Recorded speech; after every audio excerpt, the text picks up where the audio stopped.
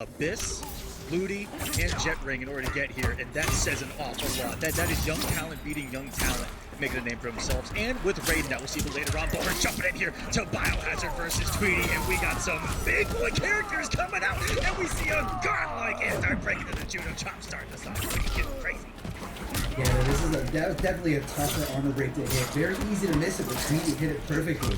Love BioHazard getting a little tricky there with 1-1 going into Acid. Most people are looking for that flawless blockable cap here. Thanks for the sound. Big command grab coming out, reversal, hitting him while trying to pull him in with that magnetic pull. And at that range, a little tougher to punish, but I think Tweedy's going to be looking for it next time. Probably going to be hitting him with a regular low stand trap. Again, command grab, not a technical thing there, just right into the grab animation. And BioHazard, you know, despite a rocky start, bringing it all the way back here, round number 1. Using a perfect, being a command grab character against Geras in particular, when Geras is slightly negative, which he's always going to be, it's very hard to find him in a punishable situation. Checking him with command grabs is exactly what you want to do with what BioHazard started here early on, and you see him breaking his back to take game number 1. Start us off here early, jailing off the +1. Which was reset, not watching the toes though. It looked like BioHazard was about to try to make his move.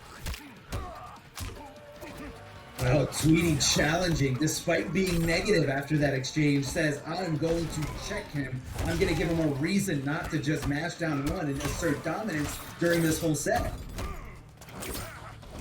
Wow, that dagger hits so high, but not enough as Tweedy keeping it really safe right there. BioHazard, in that situation, tried to catch Tweedy with that back one if you saw in the post 4-2-1-2 gauntlet mind game that they have between each other. Tried to check him, trying to jump a command grab. They're playing a lot of mind games there that we're seeing, and so far Tweedy to assert himself here. And Geras is one of those characters that can avoid those plus frames with their armor, and that's huge. Only one of a couple of characters that can actually make Kano think. Imagine. Wow, I don't know. I don't like you disrespecting Kano like that. But either way, Kano's getting pushed up against the ropes. BioHazard going a lot of down 1s from both these guys. They don't want to give up their turn. Tweedy just going with the knee right into the choke slam, but that is super punishable as BioHazard is demonstrating here. Very deep jumping 2s from Kano. Again, I'd say it's a higher level tech when it comes to playing Kano. Like, once you have your opponent conditioned and not try to anti-air you, a deep jump into really assert whatever you want afterward. Tries to go for, again, another armor breaker there, but very, very easily mistimed. Oh, that's going to do it here. BioHazard tried to disrespect him off of the jumping right there. Probably thought that he could steal a turn with how high that jump one may have looked, but not today. And a couple of things that Tweedy was using that is pretty rare to see out of a Geras player is the short hop kick. If you saw multiple times, it is, if it's in range, and there's a really big if with that because it reaches nowhere, but it is the quickest, it might be one of the quickest overheads in MK11. It is not going to be blocked, I think, at all, especially here online. His is 9 or 10 frames, which I think is the fastest in this game, and most people just aren't ready for that. So I love what Tweedy's doing. Things a little bit differently. We saw him get the anti-breakaway, which is, again, another rare thing to see because it's so strict of timing. And you see him kind of putting in some buffers on the forward 3s when he's in that range, just assuming that BioHazard's going to swing. So he buffers that forward 3 in the choke, and it's burned him, and it's worked for him early in this set.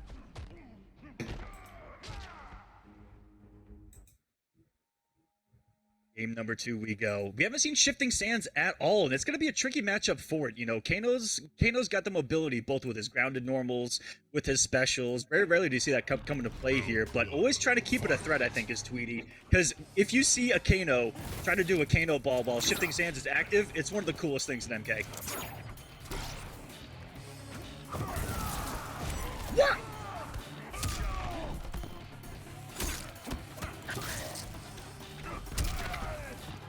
Gotcha. I'm gonna keep going here. Sorry about that, guys. See what happened here? Gonna go to the corner. Nice catch up by Tweedy, though, just with the down 2. Didn't want to risk the stand trap, get a little nutty. Got the corner pressure going. No flawless blocks from BioHazard, though. Tweedy's just been letting the 4-2-1-2s rip, and against one of the best flawless blockers in this game, that's a little scary, but there has to be some mind games there, because these two have played each other an awful lot. These online tournaments close enough for the crushing blow. Giving him the Spartan kick into the pit of death. Oh, and there we go. Tweedy a little bit weary of it the second time around, and now we are in a dangerous position. Not going for the break, the anti-break. Back one, BioHazard definitely could have done some damage there if he believed.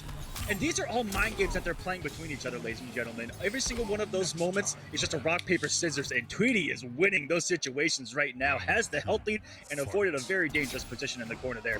Secure first round. Yeah, you never want to be in the corner against a character like Kano, has access to, you know, acid, able to ignite the fire, and just kind of trap you there for a very, very long time.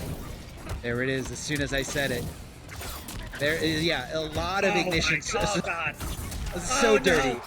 And that's the one thing that you got to do, and it's very, very tough, very specific timing from Tweedy to just get that flawless block up to and get out of the fire, get out of dodge. He's got all this real estate. He built up a throw coming his way. Look out for the Oki. Gears is going to be right next to you.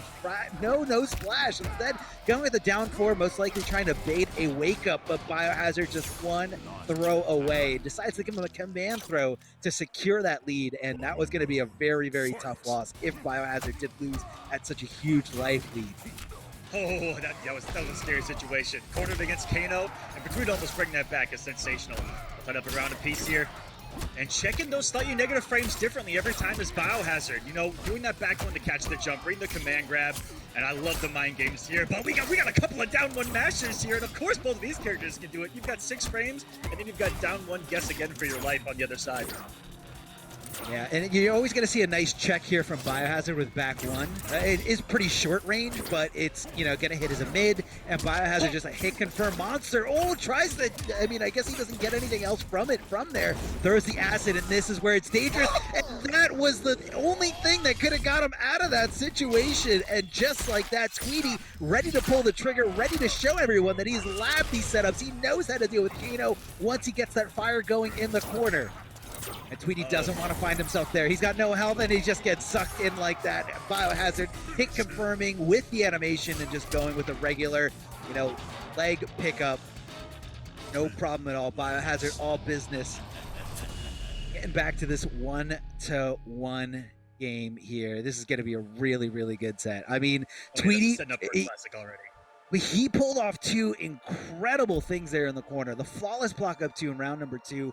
And then at the end, you know, using that fatal blow, which is super, super, super unsafe, you know, as the perfect call out. But you got to keep that in mind in terms of like the mind games going into this next game. And if BioHazard gets him in the corner again, is he just going to block and bait out that fatal blow, or is he just going to continue to, you know, keep that pressure going? So Tweedy kind of showed his hands in the sense of like, I showed you what I know about, you know, Kano's corner game, and you know, from here it's just where do the Yomi levels go? You know, are you gonna think 1 step ahead, or are you gonna try to think 2 steps ahead of that? Let's see how it pans out. And there's other tech that I'm waiting to see if Tweedy knows in the corner with this variation of Kano, which, by the way, since I've seen this variation of Kano, I've been disgusted. This character is playing a different game sometimes, but a lot of BioHazard's damage, you know, outside of the corner, has come from either raw command grabs or raw pulls, and that goes to show you how good Tweedy's defense has been this entire time as well. Oh yeah, it's definitely all these little like things that he's hitting in the neutral. I love Tweedy ducking under that spit string. A lot of players just kind of settle for down 1 or down 2, but Tweedy taking it a step farther, taking it to the next level, and just making sure he gets a lot of damage for it. That was plus, by the way. When he did down 4 into the command grab and he got hit by the down 4, it's still Kano's turn. I just want that known. It's a very good tick. It's a very good tick, and BioHazard just like that, ducking under that throw attempt, cashing in big time here as Tweedy. Yeah, no, Tweedy got read like a book here. Forward throw. He tried to rob him right there, Arma. He wanted to go right into the pull fatal blow, which that doesn't scale whatsoever. That was a pure robbery attempt by BioHazard, but it was also an anti-flawless block setup, I believe, doing the low into the pull right there. So there were some mind games even there. That could have been different. And there's Tweedy. That one was not in range for a buffer. I think he just threw that one. That was savage Tweedy coming into play. And the side switch. That's a good day at the office. Oh yeah, it is. Good call out here. BioHazard going for that far string here, trying to make sure that low does connect. Oh, no armor breaker coming out of BioHazard. That could have been very, very dangerous stuff there for Tweedy. Trying to check him with the shoulder. BioHazard with a reversal back throw, cashing in big time with that crushing blow. A lot of damage, 30%, but Tweedy on the offense again. These guys are neck and neck, down to almost nothing. Wow. And look at that, being able to recognize as soon as your opponent's feet leave the ground, go for that sand trap. Make sure you get, that free attempt of trying to get some good damage. Nice throw here. That's going to put him in a one-tap death situation. What's BioHazard going to do on the wake-up? Just delays it into nothing. Resets the neutral, and what a forward three again from Tweedy. I mean, if you want to see... Oh, no. That's a murder. Is he fleeing the scene, or is he... Okay, he's just going to sit here and be proud of it. What an animal Gears is. But that forward three, if you want to see, like, the blueprint on how to use that, just watch Tweedy play the game. It's incredible. Anti-air, safe if you don't overcommit, right? If you don't buffer in that that choke, but if you are at a certain distance, that is a smart thing to do if it'll catch someone pressing buttons. I'm loving it. Anti-airs, the conversions have been there the entire time, and the defense has been incredibly solid. It's been hard for BioHazard to open him up mid-screen. When he's gotten into the corner, absolutely. Mix City, population you, Tweedy. Yes, again, have a nice day. But mid-screen, he's been dominant. Yeah, really good. And that forward knee there coming from Geras, I think a lot of it attributes to what Kanos like to do when they jump to the air. They like to kind of buffer in Kano ball and try to react to somebody, either jumping back or trying to move. And when you have that knee, you kind of close the gap between yourself and that airborne Kano. So that's the perfect move to kind of stop BioHazard from just kind of aimlessly jumping up, looking for some kind of movement. Yeah, just to piggyback off of that, it's something that's rare in Mortal Kombat 11. 4-3 has active frames, and that's what you want. That's what meets your opponent in those situations, right? Because if he jumps, he's going to go into the active frames of that 4-3. If he's on the ground, he's going to go into the active frames of it. He's going to be safe either way, which is so smart. Good implementation of that normal. Yeah. And you can see again, what BioHazard is doing. Oh, what an armor break there. Back one.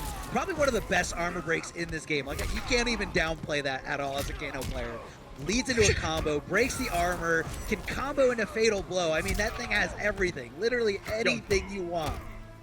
The old school 50-50 by Tweedy as well, and the answer from BioHazard on, I think that's what, -2 or -1 on the 2-4 string. But beautiful call out there by BioHazard. Oh, tried to get cheeky with the pull off of the dagger, and he gets the neutral jump kick, holding north. Gets him out of dodge there. BioHazard stays alive. Round 2, fight. Sometimes you just gotta hold the north. Looked like Tweedy might be trying to build up, I was going to say try to build up that crushing blow requirement, but he did find a successful hit. BioHazard with the wake up. The one time Tweedy didn't try to, go for the down 4 setup. Very smart. BioHazard lost out on a lot of damage in the previous rounds, if you remember, Arma, where he got that launcher and he never did the armor breaker, which is just guaranteed damage. This time around, he's only gone for the back one, and he's only cashed out, which has worked out for him. Oh, yeah. I mean, it's the decisions that you make sometimes. You really got to learn how to just bask in the glory of it. With Tweedy finding those feet, not being blocked here as BioHazard getting tripped up.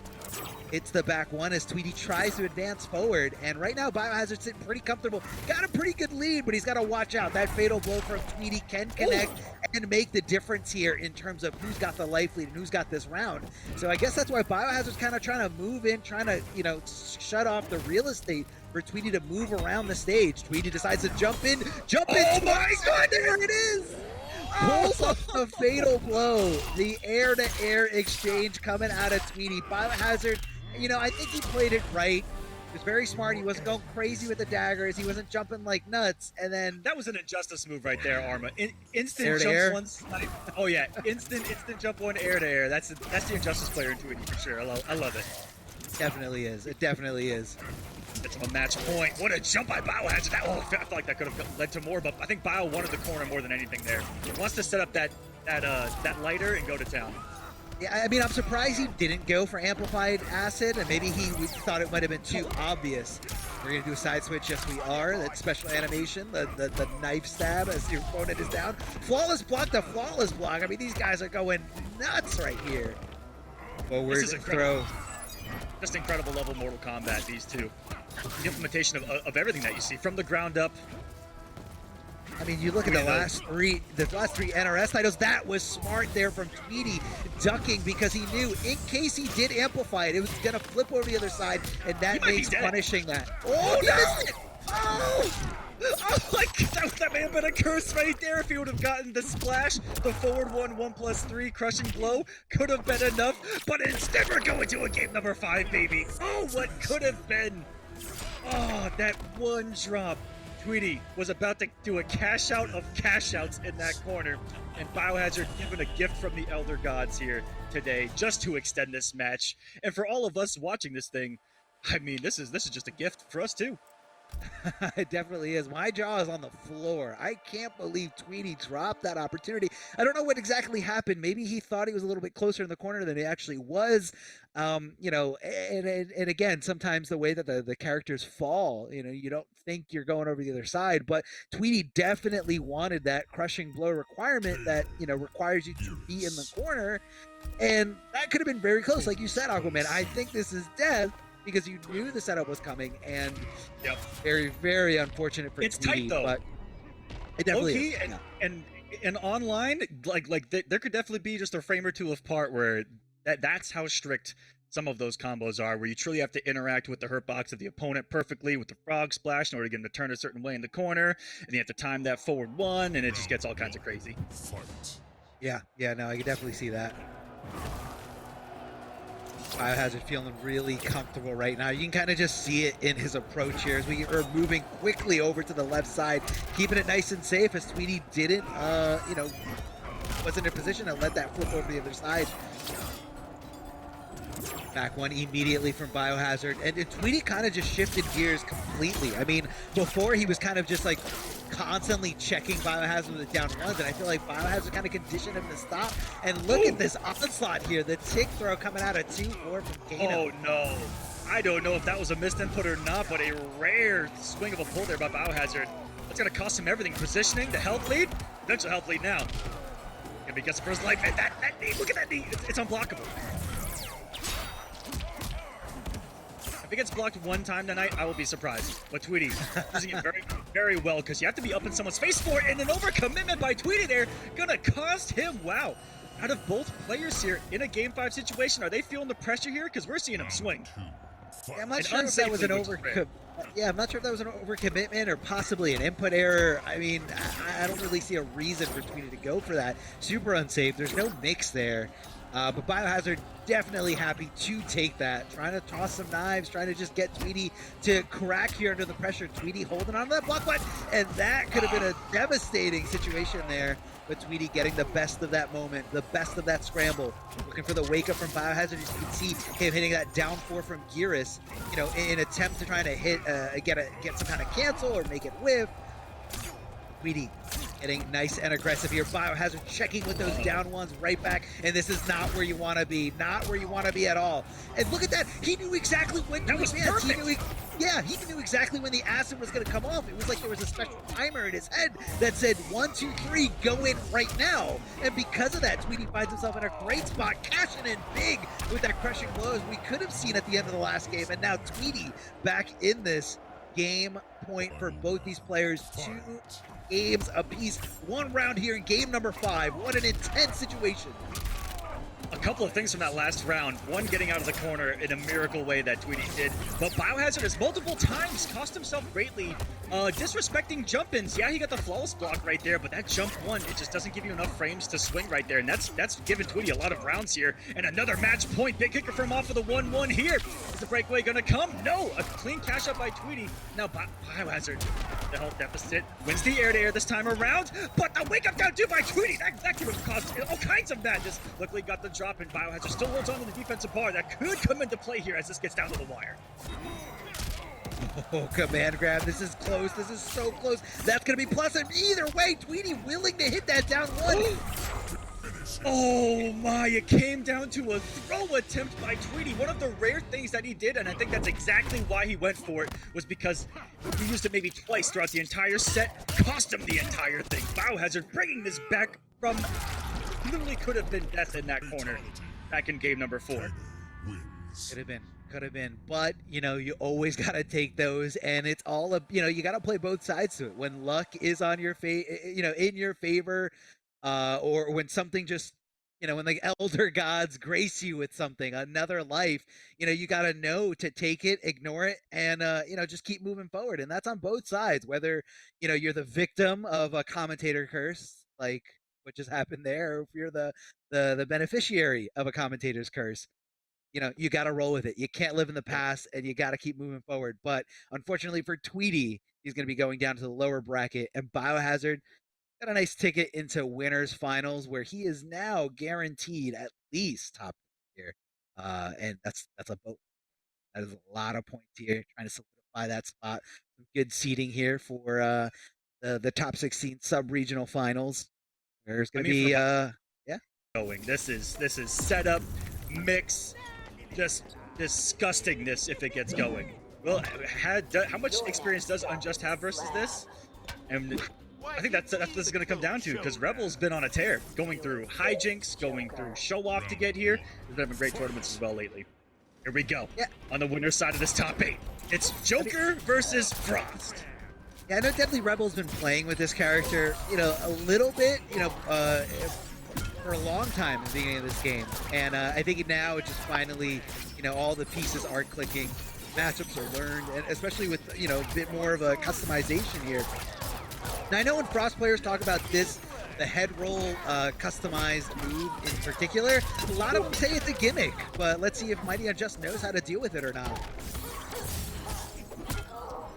Deadly Rebel has been known to be a setup character player for pretty much the entire time I've known him, playing that duelist Liu Kang back in the day. You of course got the Collector, and one of the few that, was using those bombs. And there, speaking of bombs, you get one working here. You need to guess right there in that situation, Arma, of holding pressure or throw into a full combo. That's what's deadly about this character. Couldn't get the second jump, a little too close. That changes depending on where you are on the screen, but you can double jump those gunshots for a full combo punish, ladies and gentlemen.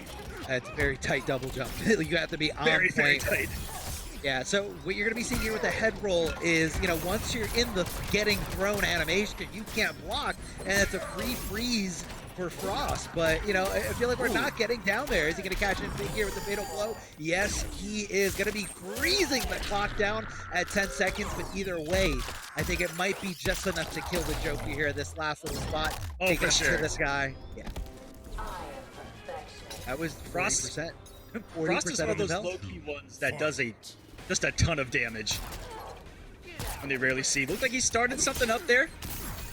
I'll try to get crowd, and look at that, the down 4 and 2, you kind of get your turn back right there. If you notice, this is one of my first times seeing it more recently in competitive play, and I like that he's trying to get some more turns going with that down 4.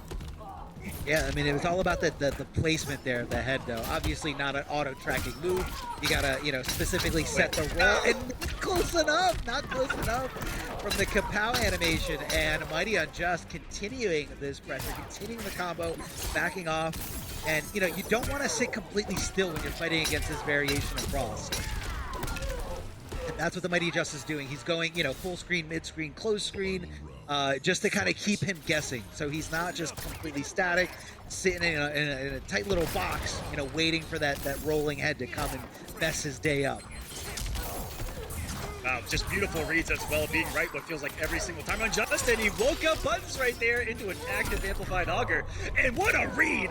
I cannot believe he just read that. Knew that the 4-2 was going to come. He's going to pay the ultimate price here, 412 damage. That's the iron price. Oh my goodness. Oh, beautiful down 4 though. That's going to be one of the things that Frost has to truly contend with the Joker here. Down 4 range. I mean, I think Frost is a little bit farther away, but I think the Joker can kind of, bully her a little bit more, if it does hit. He can also cancel into the Jack-in-the-Box, as we see here. MightyUnjust trying to cash in with these nice little, this chip damage, but pay attention to the strings that the MightyUnjust is doing. It's almost like he's reacting to the head on the ground. Depending on where it is, it defines what string he's going to go for, because he doesn't want to be recovering next to that head, because that's a free freeze. And the MightyUnjust did a really good job of dealing with, all those setups that Deadly Rebel threw his way. Even when he got the freeze in the corner, he still didn't let it phase him. He still, and a lot of people, they get stuck. They don't know what to do. they try to jump. Frost goes for like anti-airs, and it can be And overwhelming, he's but got it's him. but it's very momentum based. Yeah, I think that's what this might come down to. Similar to what we saw with Biohazard versus Tweedy, is that it's going to revolve around that corner. Midscreen is doing a great job. He also made a galactic read with that down two to truly turn that final round around. I felt like that wasn't the right thing to say, but that is what I was trying to say. Great. That was That was bars. Yeah, that was bars right there. But that particular instance turned everything around where, they were even on health, going back and forth. Rebel's doing the right thing, trying to stay out of the forward 2 range of Joker, meeting him with that down 4. He's gotten a lot of mileage off of that. Other than that, it's been super solid. For MightyUnjust, it's been super hard reads. I respect him going for, did you guys notice him going for forward 3-2? In the middle of that, looking to make a read on the crown and to punish it with a crushing blow.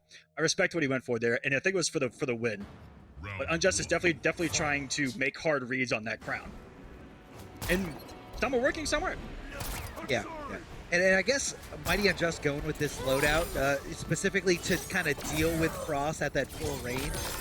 Which again, we're going. Yeah, we're stuck in time here. Love the side switch here from the MightyUnjust. Doesn't quite bait that up 3, and obviously getting hit there. And that's it. Go. Yeah, here's the throw. This could be the avalanche. Never mind. Drops a huge opportunity here. Definitely not what he wants. I respect the pun that you were going for there, Arma. if only he did the combo. The avalanche of momentum coming, in favor of Frost, but it's okay. Deadly Rebel still a good spot here. Joker does have access to that fatal blow dash cancel, so you got to watch out for it because it does fulfill that crushing blow requirement either way. Flawless blocking. What's he gonna go? No, doesn't even go for the throw. Tries to throw down that low projectile and getting frozen. This is not gonna be good for the MightyUnjust as he does lose this round. Deadly Rebel finding that little bit of confidence that he might need in order to turn this set around. There we go. Playing him with the range there. And forcing the aggression for MightyUnjust, and he answered perfectly, because if he did not get that forward dash pressure going, he was about to find himself in a world of trouble, and that is going to be a counter hit into a setup. Oh my goodness, it worked! It's that avalanche you were talking about, Arma. That's it. This is it. What's he going to do? Drop in the head here, hitting the down ones. MightyUnjust able to block just in time. Big jumping kicks coming out from Frost. Trying to apply those combo. Oh my goodness, I just saw a rare back one trade into a conversion. Deadly Rebel showing off with his Frost now, and I think that Deadly Rebel simply got the corner one time, and you're able to see what he can do. I'm not going to count Joker out ever, though. We've all seen this story before. Oh, yes, we have time and time again. Oh, MightyUnjust getting the hit confirmed. Dash canceling, and is he going to connect his throw afterwards? No, deciding to just cash in as big as possible. A lot of down twos. Oh, my. And MightyUnjust coming back from the brink of defeat. That huge life deficit thanks to that corner momentum. Those shenanigans coming out of Frost. Not like this. That's a big button. That's a big button from Frost. Oh, and that's a big gain and a big crushing blow from the MightyUnjust. Down 2 to look for that breakaway. I mean, broke away and still ate 300 damage. It's fair. Totally this fair. is why we never count out the Joker. I'm gonna see some crowding input. No hit confirm either. Here. It's falling apart a little bit for Rebel, but he luckily gets the setup going, the anti-breakaway, and he's gonna do all of the damage and Frost's Arsenal 354. Drop the crown and get the execution from Deadly Rebel when the pressure is on. Yeah, it's very unfortunate to see someone going down because of an execution error, but he's still in this. Now the MightyUnjust is going right for the forward throw. Connecting, just not in time to get that crushing blow requirement. He hits it with the interactable, armored it just to make sure it's gonna at least give it a shot here at Deadly Rebel. Taking this game here over the MightyUnjust. There was so much visually going on right there that I didn't know what happened until it happened. And then it's too late. Imagine how the MightyUnjust feels. For sure. I heard a couple of armored noises, I saw a lot of health disappearing, and then Deadly Rebel clutches it out. And, that's everything that he needs, because if he would have lost that one, that may have been the final nail in his coffin here on the winner's side, because that's a tough one to come back from. When someone real master comebacks you, It hits different. I don't care who you are. Yeah. No, it definitely is very demoralizing, degrading. You know, you feel awful in that situation, and you know it's a really bad spot to try to break away from Frost. Her armor breaker isn't like the best one, but in the corner it has so It much is good. utility. I mean, Exactly. it's not really good mid screen. You know, a lot of characters great have in the great corner. armor break everywhere, but the Frost one super good in the corner because even if they don't break away, it's still combos, and she's still gonna keep going, and that's where that character wants you anyway, especially when she's got rolling head bomb. It's super good in the corner because your opponent is a little bit more immobilized. Let's go back in time a little bit and how much does Frost remind you of Injustice 1 Joker? Yeah, we got the teeth. You got the rolling teeth, the rolling head teeth. Really good in the corner. Sucks everywhere else. Yeah, I could see that. Yeah, a little bit.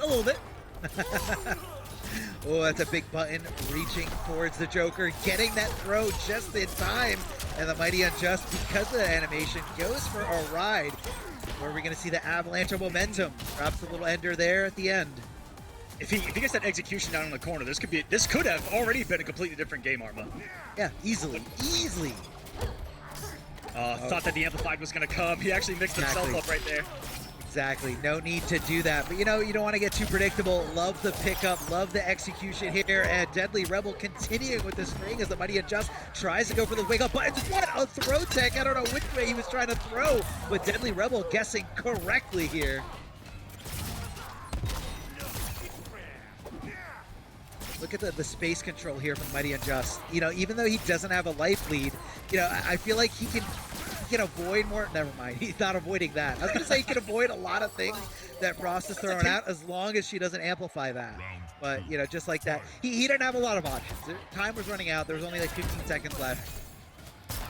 Rolling head, and Mighty Unjust continuing to go for this. Wants to just get those trades with the high Batsy pew pew. Because no, not where you want to be. You don't want to be next to that rolling head when it explodes. Tries to hit the throw, but the Mighty Unjust with a really good backdash. And here we go. This is it does have the bar, so it's gonna be a needless knockdown into the head. You still gotta guess here, and he guesses wrong, and here we go. Momentum. What's going to be next after the crown? Decides to get off of there, but he punished him perfectly. Textbook punish coming out of Deadly Rebels that I know for a fact you're coming off that interactable. And it has a lot of recovery, especially on whiff. And when you got buttons like Frost, you got an easy way to go in for a punish. Deadly Rebel taking the lead here over the Mighty Unjust. I mean, that was textbook right there. The execution finally we saw there in the final round when he needed it most, and it was almost full screen conditioning. He kept throwing close. I forget what is it called, cryogenic crown. I keep wanting to call it a head, but let's just call it the crown. He kept putting that close, and then closer mid, and then following it in, closer mid, and then following it in against Joker zoning, and then he actually called out the Mighty Unjust to be comfortable enough to shoot a projectile right when he wanted to, and he put the crown. Finally, he did the far one perfectly, and that set up everything for Deadly Rebel. Put him in the corner, off of the meter, and then this mixed city population nuke, bro. That was awesome by Deadly Rebel. Mighty Unjust needs to turn this around, and that's all he really needs to look for. Never mind, it's not going to matter. We got Kano coming back on the screen. It's biomagnetic pull, bombard check, and chemical burn. It's time to mix. Yeah, I was actually wondering what kind of loadout he was going to have. So this is pretty, common. This is what you're going to see a lot of top-level Kanos rocking. Biomagnetic pull, really good thing to just kind of throw, keep your opponent on their toes. Lombard check for the mix, and the acid because it's just too good in the corner. Oh, it's that big overhead, but of course doesn't have manhandled equipped to continuate. Blocking that low head and just trying to back up here. Mighty Unjust trying to get the life lead back on his side. And that is a very dangerous, very dangerous string to whiff. Oh, she's dead. Oh no. Yeah, that's just... He did the worst thing he could possibly do in that situation, and that was a jump. Maybe he was trying to get some kind of explosion in an airborne state because it's a little tougher to combo, but no, he literally sealed his doom there. wonderful flawless block as well, complemented by a very good up two, arguably one of the best up two as well in the game. Kano's got that kind of like secret sauce Arma. Low-key, maybe even high-key. Up two is definitely not on the list of complaints from Kano ever, but you know, this is a really, really solid character. Nobody can deny that at all. Here comes the big reaching forward 1-2 string coming out of Kano. MightyUnjust hitting him with the lumbar check, the command grab, trying to get that acid going in the corner. There it is. Here come the flames. That's move forward, you're gonna blow up. Don't move forward, you're just gonna blow up. That's just wrong. That is just absolutely wrong. I had that happen to me the other night. There is... It quite literally takes... Yeah, it like takes the wind out of you. You're stuck there. He sucks you in and pulls you into the fire. He pulls you into your own death and demise. And this is why the TheMightyUnjust has gone Kano. We've simply seen the strength of this character, not just in the past couple of weeks, but BioHazard's been putting on display for quite some time. And it's only gotten better with customs and you know, those players finding out about this particular variation, just hitting different. It feels like Arma. Yeah. Biomagnetic Pull was a move that was not included in any of the tournament variations prior to custom variations being unlocked, and you know, that kind of changed things a lot. A lot of people didn't want to give up manhandled because, you know, you got the overhead that does like twice as much damage, but Biomagnetic Pull is just so good. It just took a little bit of tweaking. It took a little bit of people to get kind of figure it out, and especially against characters that have limited ranged moves. It's such a good why not move to just kind of throw out there. If they get hit, cool, combo. If not, it's really difficult to punish, and you just kind of keep them on guard.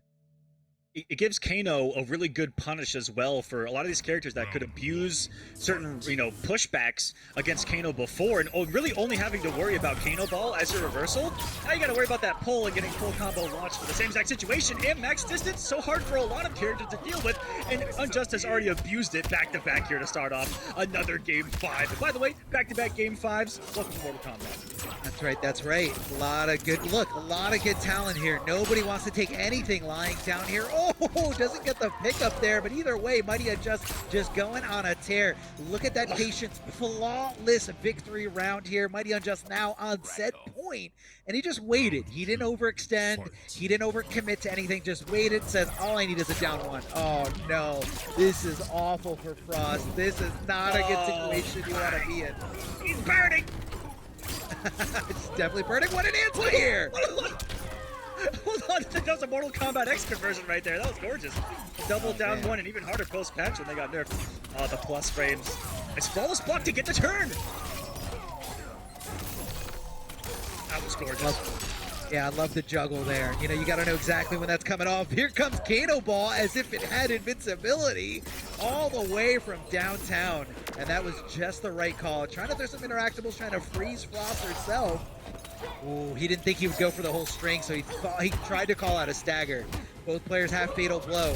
Never mind. Getting lumbar check and split in two. TheMightyUnjust taking it over Deadly Rebel in a really smart switch over. I mean, I saw nothing but control. Once he went to Kano, it almost looked like Frost had no options to deal with a lot of the things that the TheMightyUnjust was dishing out. Fall earlier to Tweedy, as you mentioned before. I'm sure that was on somebody's stream. Got a swarm hidden in there, huh? This one will be pleased to show you. Let's keep it locked up, shall we? HoneyBee doing it for the Hive and doing it for the points right now. HoneyBee is one of those guys that just stays grinding, and you know that he wants that #1 seed, and he's already got it by 70 points right now. And on the other side, we've got Hijinx, who is currently in 4th in points, just behind the TheMightyUnjust. So a lot of these players that you guys see here in this top 8 happen to be in the top 8 of points for NAE, so you get a little bit of a preview of a potential finale as well, as Hijinx really surprised a lot of us. I feel like, you know, coming in with that Jackie, a little bit newer to the competitive scene, and has been on tears through these brackets, sitting 4th in points, and you got to put some respect on that name. That's what I'm loving here. Yeah, I mean, you know, despite what you see or what you say about, you know, somebody's character, you gotta put in the work, you gotta put in the time, so you cannot diminish their accomplishments whatsoever. HoneyBee trying to, you know, shut off a little bit of, you know, breathing room here from Jackie, but she's always just one leap away from, you know, making the connection. Tries to swing after that up 3, but I believe that one is safe on block. Oh, That was a strange little whiff there. It almost looked like Hijinx was going in for the whiff punish, and because of that, got hit by the second hit of that string from HoneyBee. And I was about to say, what a conversion here. And oh my God, just jumps in on that rollback, but didn't commit fully. It did punish no problem. That rollback does have some recovery.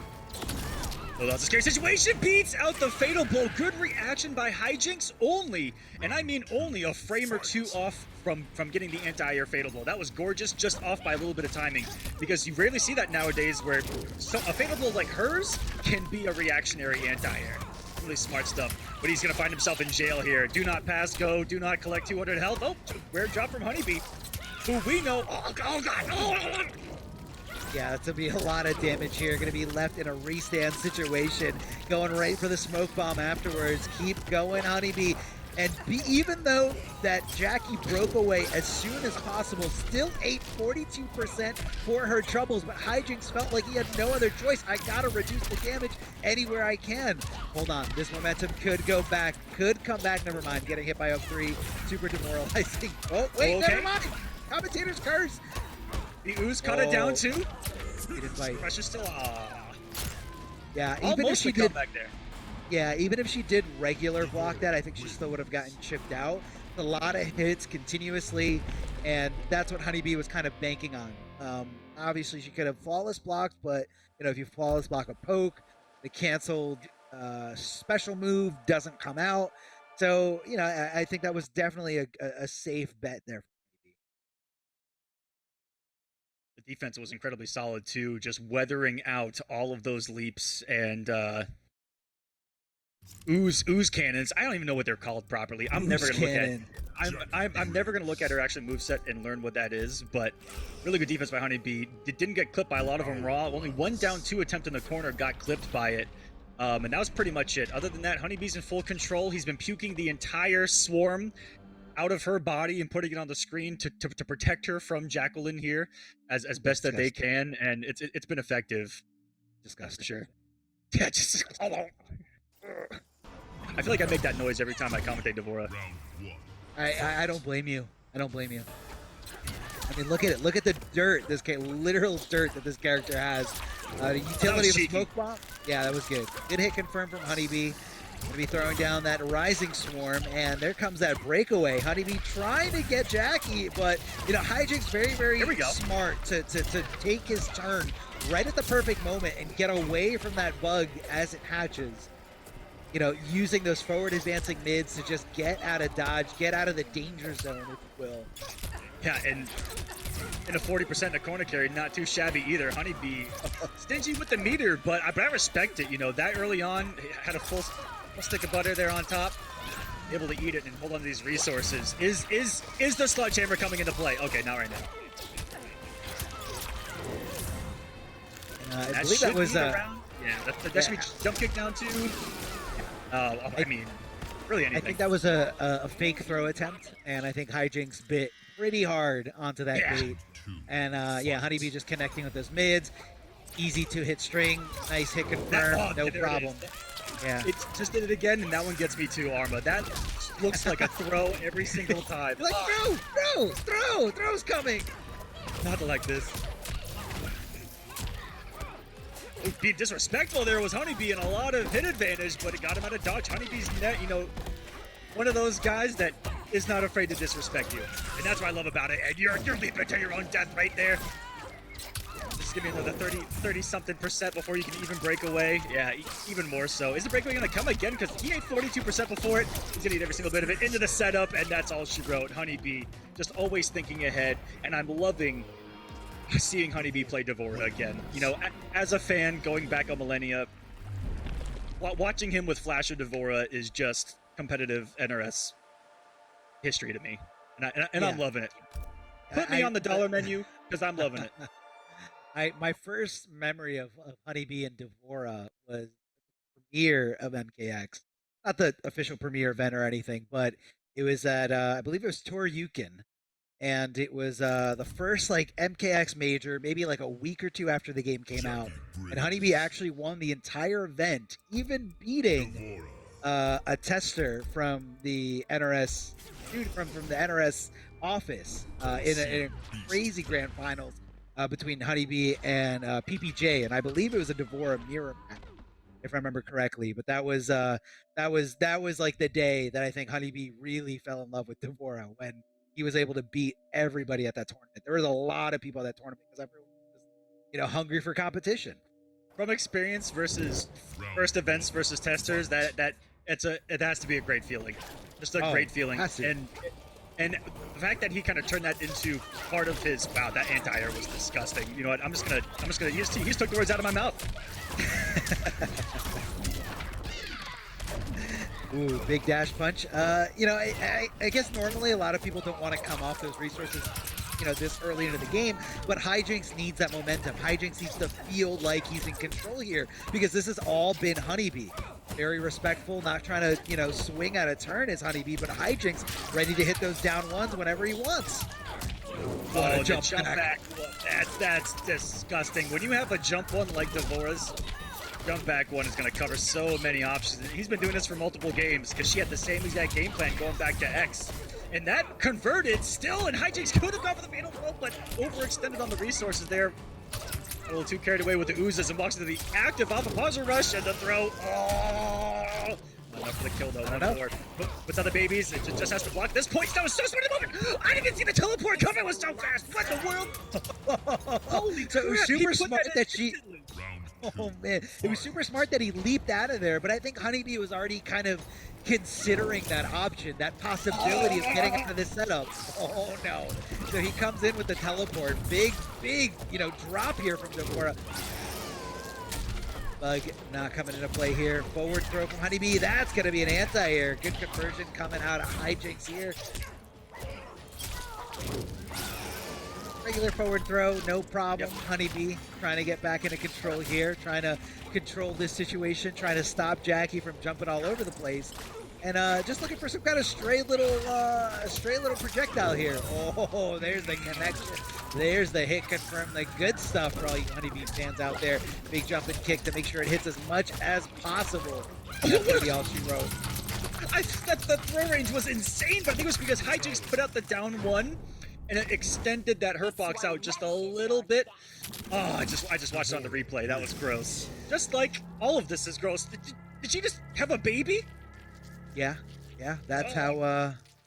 That's pretty incredible to be able to do that while pregnant. I mean, that just shows you the limitlessness of what Devora can do. So yeah, very impressive, HoneyBee. Very good. Let's say earlier in that sequence, you saw something that gets a lot of us too, where you think you're at a safe range to not block versus Devora, and then she does forward two, and that has clipped Hijinx an awful lot. Thinking, and it gets us all when you think you're at a safe range, whether it be jump one or forward two, she has that's something that we need to talk about. Is the fact that Devora is going to outrange her. I would say almost 90% of the time in this matchup. I would like to see a little bit more throws come out of Hijinx. You saw him staggering a lot with the back one and the down ones. And there's a lot of respect out of HoneyBee, simply looking for the leap pressure. I think that a couple of throws might open up a little more, maybe a little more opportunities in that pressure to catch HoneyBee swinging.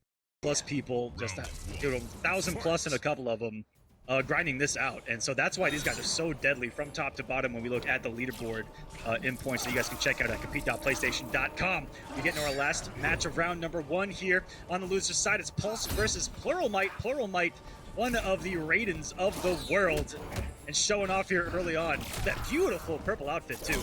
And we've got Pulse rocking the Kung Lao, something we see from him from time to time. Yeah, I think we see a little bit more Kung Lao than, Aaron Black, like we did in the early days. Pulse, a really, really strong competitor, though. You can see that he's not a super loyalist, though. Definitely willing to pick whatever he needs to pick to win. Whereas Raiden, we kind of see it on the other side. A lot of people say Raiden has a lot of problems here. Oh, what a teleport there. The call out from Pulse. Ready to swing as soon as Raiden appears. Oh, drops a little ender there at the end. And it looks like up close, it is all Pulse, just kind of continuing the pressure, the down ones, the right calls, keeping it going here. And this is super solid out of Pulse too. Knows that he doesn't have to do anything. One of the biggest strengths of Raiden is catching you moving and catching you whiffing because of that teleport. And Pulse with the smart of smarts to just sit there and do nothing. And I need to take note of that because that's how I die against Raiden. But that was so smart. All you have to do is let Raiden do his thing, and if he teleports close to you, press it down 3 like he did. Even if it doesn't punish, just check him, because most of the time they're going to swing with a back one just like that. Yeah. I mean, you got to have the life lead first before you can say don't just do nothing. Oh, calling out that up 3 on Wake Up. What a throw escape here coming out of Raiden. Continuing the pressure, hitting that overhead. That overhead ending string. Ooh, Pole's coming up for a throw, no problem. Raiden's going all the way back, trying to close the gap there. There's the hit confirmed. Cashing in big time here is Raiden. Ooh. I actually think that, I don't know about the forward 2, but I know that forward 4, some of those lengthy normals that Raiden has are pretty cheeky on block, minus a couple, I think plus on one of them. I mean, that's plus frames as well. And wait a second. I think what complements Raiden the most in the neutral or in the footsie game is his walkback speed. His startup on his walkback speed is insane. It's, you might complain and say his buttons aren't great, but you gotta use that walkback speed. Like, it's so good, so fluid. Would you agree that this character is like one of the few where it feels like he's built around whiff punishing? Oh no, 100% agree. 100% agree. This character is all about whiff punishing, all about playing patient. Oh, knew that Pulse was going to be holding on a block right after, that teleport coming in. Pulse checking him with the down 1, tries to hit the down 2. That could have been devastating for Pulse if he got himself whiffing there, but luckily only took a down 1 check. Pulse has been really good on reacting to these teleports as well, especially online, where it can be a struggle. Nice conversion out of Pluralmite. Are we going to the corner? Yeah, I don't think there's enough of a launcher to get the Superman himself in the corner, though. It doesn't matter when you're Raiden, you just boop, boop, boop, boop, and you're gone. Peace out, I'm gone. See you later. It probably wasn't the proper sound for it, so my bad on that, but hey. I knew what you were talking about. Oh, I forgot that he filled that crushing blow requirement. Flawless block that to make sure it didn't chip him. Now this is going to be a bad spot here for Pluralmite. That was a Hail Mary. That was 100% another Hail Mary. That was like a triple Hail Mary right there. He put it all on the line. Really smart by Pulse. I think that forward 4 is like +1 or +2 in that situation, and I think that's where Pulse smarted up and was like, I'm not going to fall for this. I'm not pressing the button. I'm not going to die. And luckily, it was Pluralmite that's going to pay the iron price for going into a down 1 Storm Cell there. Yeah, no, he was definitely looking for like knee into I respect any kind of hit confirm or maybe a fatal blow, and then obviously you're going a little crazy when you go down 1, cancel into a very unsafe, a pickup or a combo launcher. I can think of the word launcher, and Pulse is being real patient. Pulse, despite how a lot of players play in this game, he is definitely one of the more patient players. He doesn't like to swing out of turn. And when he was playing Aaron Black, he very rarely went for things like slide or back 2 slide. Just kind of prided himself on the fact that he can out-patient anyone. And that's what you're going to be seeing here in his gameplay. Well, there's a nice swing there, Pulse. Not having the option to break away early. Just like in the previous patch, Raiden gets a little bit of that guaranteed damage now. Part of what's made him a lot bit more solid of a character, I feel like, more complete of a character. Because Storm Cell, I feel like you have to have Storm Cell. That is one of the unfortunate things about the character in order to be at a competitive level. You just need that damage. The rest of the variations, the rest of the moves do really cool things. They're super swaggy. I use them, but they do nothing. Like, as far as damage, right? Gonna find some peppy damage here, and the corner. Just knocked down 311. And into what I think are some plus frames off of that kick, if I'm not mistaken, Arma. He's got a lot of plus frames too. Forward 4, the amplified regular electric lightning shot. And power jump. Yeah, you can't stop when every time you get a drill to the face.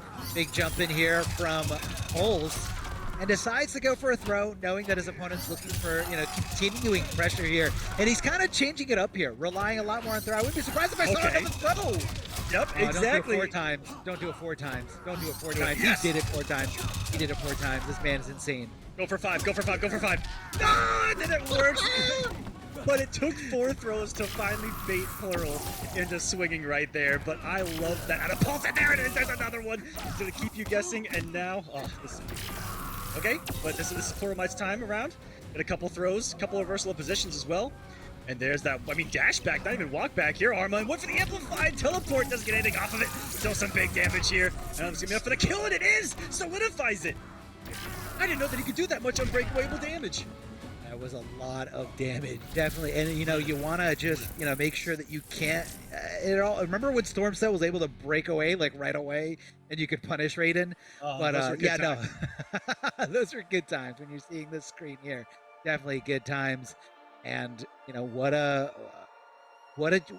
to come back from a situation like that where you got thrown. Not only did you get thrown 4 times in a row, but on the 5th time you got read like a book. Like yeah, you got super shimmied, and for a lot of damage, still able to just kind of pick it up from there. And it's tough. It's tough to come back from that spot, and that shows you the makings of a top player, the makings of a true competitor, is to be able to come back from that.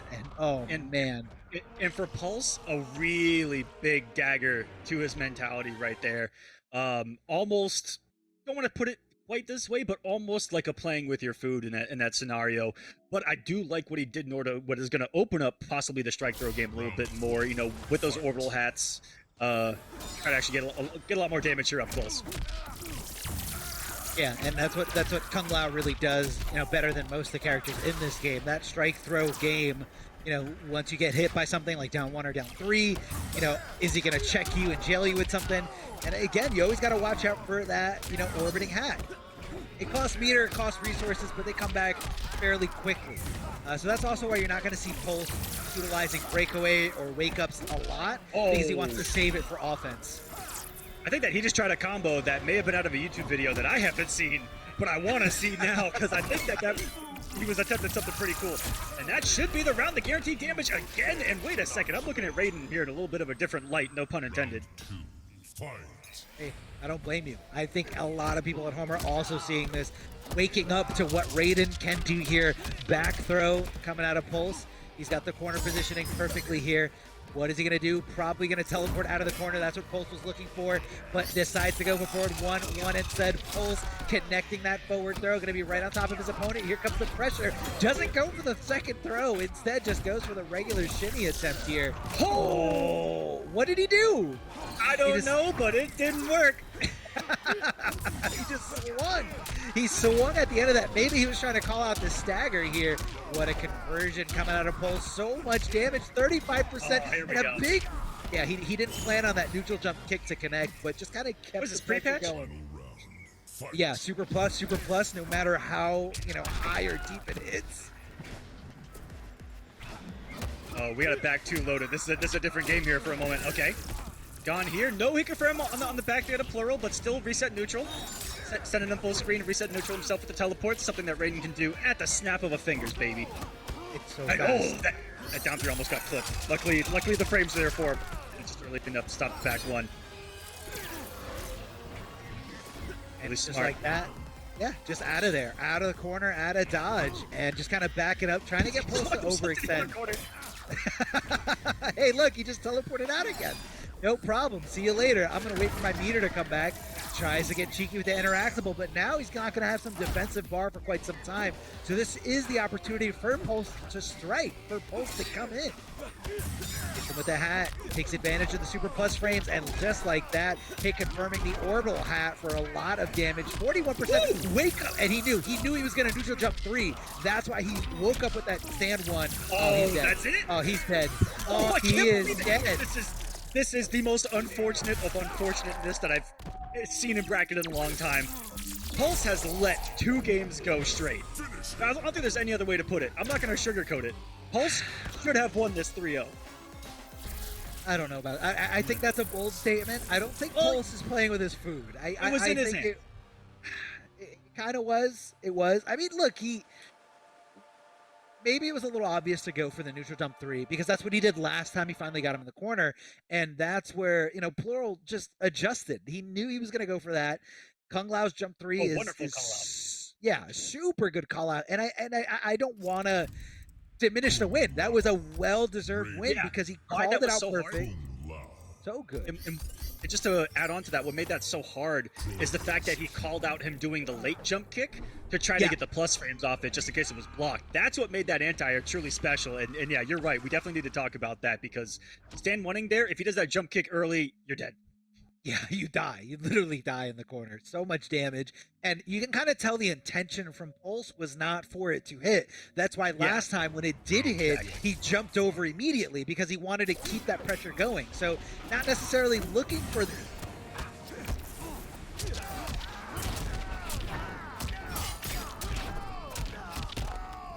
Gonna drop first blood here off the knockdown. Whiffs the jump kick there.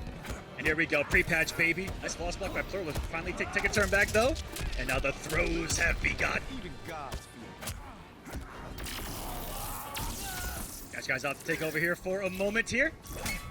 Reset all loving this by Plural. Something a little bit of a change up there as well. The slight walk back, which he knows has been working. He's actually dodged a lot of normals with that and immediately put out a forward two. A little bit of a change up versus looking back and doing nothing. And this time called out by Pulse. Quick back and forth between the two on the post teleport game. Tries the anti-air, and there we go. Not working out this time around. It's going to be from Pulse. Doesn't jump this time. Keeps the pressure simple. Really smart. Overextends with a jump kick once more. Plural calls it out. This is disgusting. And if he would have canceled the fatal blow, that could have been it. All the mind games right now, ladies and gentlemen. Are you guys watching this? And from full screen to down, call out. I mean, he's going to hit your version, and he does it for the fatal blow. Blessings of Chronica, indeed. That was disgusting. I'm out of breath. Oh my. My man threw the Hail Mary from downtown.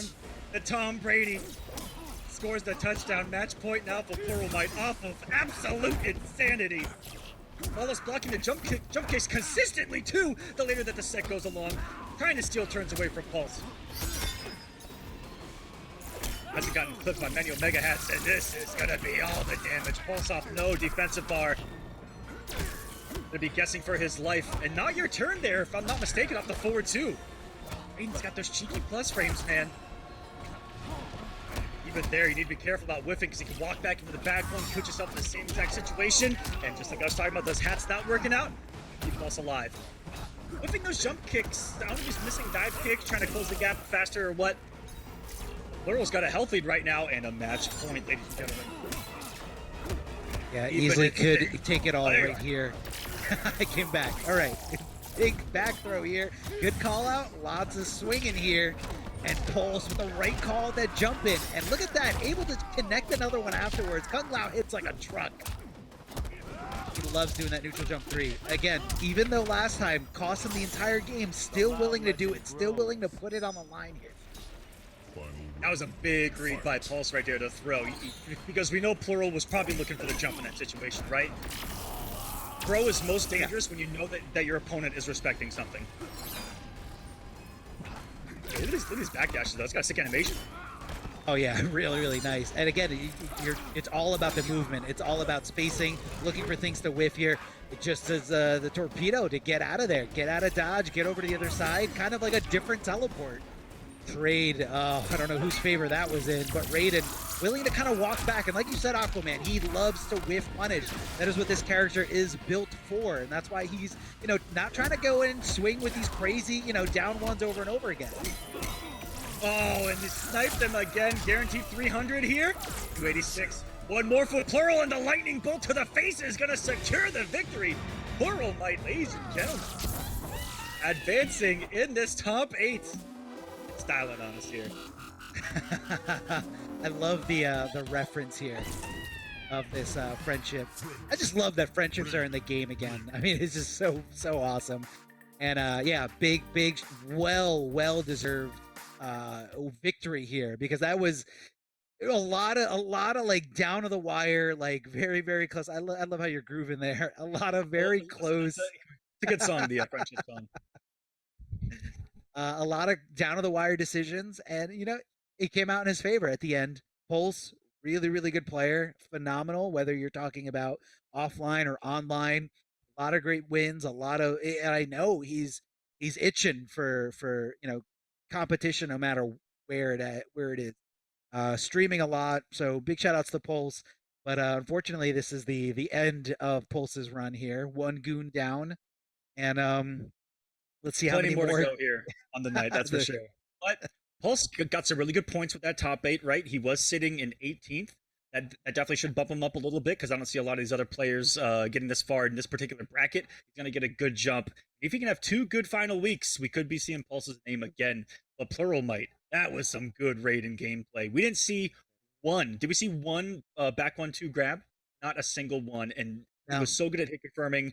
Almost no overextensions besides the panic in game number 1 where he did do the down 1 storm cell. Other than that, it was stupidly solid Raiden play. And I mean stupidly solid. I'd be angry trying to look for an opportunity to have a punish, something against this Raiden, but it was so smart. And he really found his groove at the end of kind of doing that in and out with Raiden where he'll do the back 1 too far, teleport, try to snipe you with the forward 2.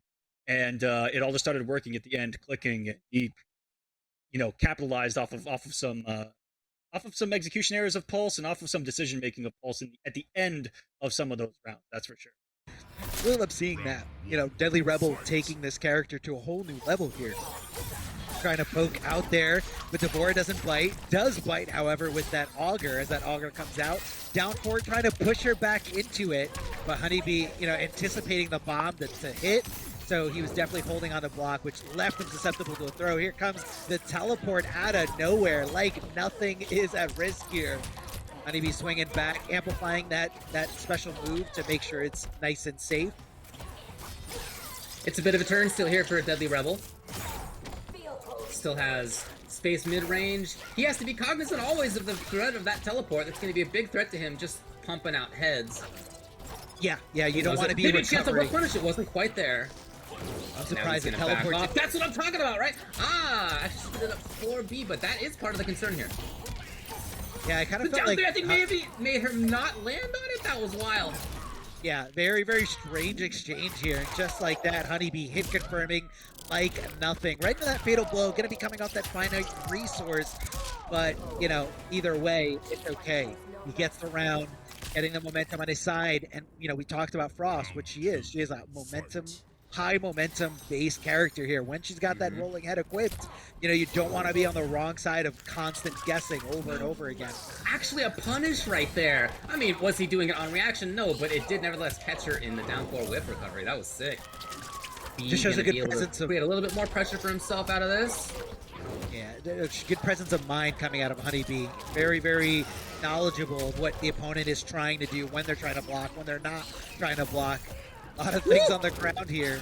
Oh, catching him blocking here. Forward throw. HoneyBee continuing the... Oh, I thought he was going to get that nice conversion. Again, it turns to what a call from HoneyBee. That was amazing. Trying to press. Rebel now with a big opportunity. He's got the corner there. There it is. A little battle. Even chip damage is a big threat right now for Rebel. And something happened. Pressuring a little bit here. He'd love to get a head out. I don't think he'll get a chance. Maybe not. No, instead B swipes in just at that exact moment for game number 1. Yeah, I don't think HoneyBee was really sweating it in that instance, but it was kind of like, it was a tough thing to see Deadly Rebel be in that situation where, like, he didn't want to apply heavy pressure, like heavy offense, because he didn't want HoneyBee to just, like, check him with down 1 into the bug sting that he can amplify and keep safe, while also doing a lot of chip damage, multiple hits. But he also didn't want to give him breathing room where HoneyBee could just kind of throw down the Oki bug, or the bug that hatches slowly, thus giving HoneyBee the opening. So it was just a really, really tough spot to see Frost in, because she couldn't stay away and she couldn't go in. It was a losing situation either way. So Deadly Rebel down 0-1. His favorite breakfast in the world is French toast. Can you believe it? Oh, versus HoneyBees. that's right. Bacon and eggs. The big bacon and eggs fan, as many other people are, as we'll get to. It was an important topic of conversation before this. Super Rebel fair. coming out swinging. But instead, B finding the opportunity, jumping in. He'll build a little bit of pressure after this again as well. Okay. Rebel, and now he's expecting the breakaway. It didn't come, but instead, as B loves to do with the neutral jump, gets blown up. Maybe Trying to having do expected something ahead? Possibly, yeah. I think he was expecting, you know, that. He was trying to swing back. What an anti-air here from Frost. A lot of people say she's got one of the best anti-airs, just in fact of like the way it lowers her her hurt box. Sure. So it's just Great angle on it. perfect. Yeah, super good angle. Lowers the hurt box, and you know she can actually get some really nice things, especially a setup into a rolling head. Looking for some kind of jump in, but Devora, HoneyBee, not giving it to him. Instead, giving him the back throw to take control of this situation. Doesn't want to be back up against the ropes. HoneyBee swinging, trying to get out of the corner, but Deadly Rebel trying to push him back in, trying to swing at his turn. Going right under there. I didn't know that had any kind of low-profile ability there.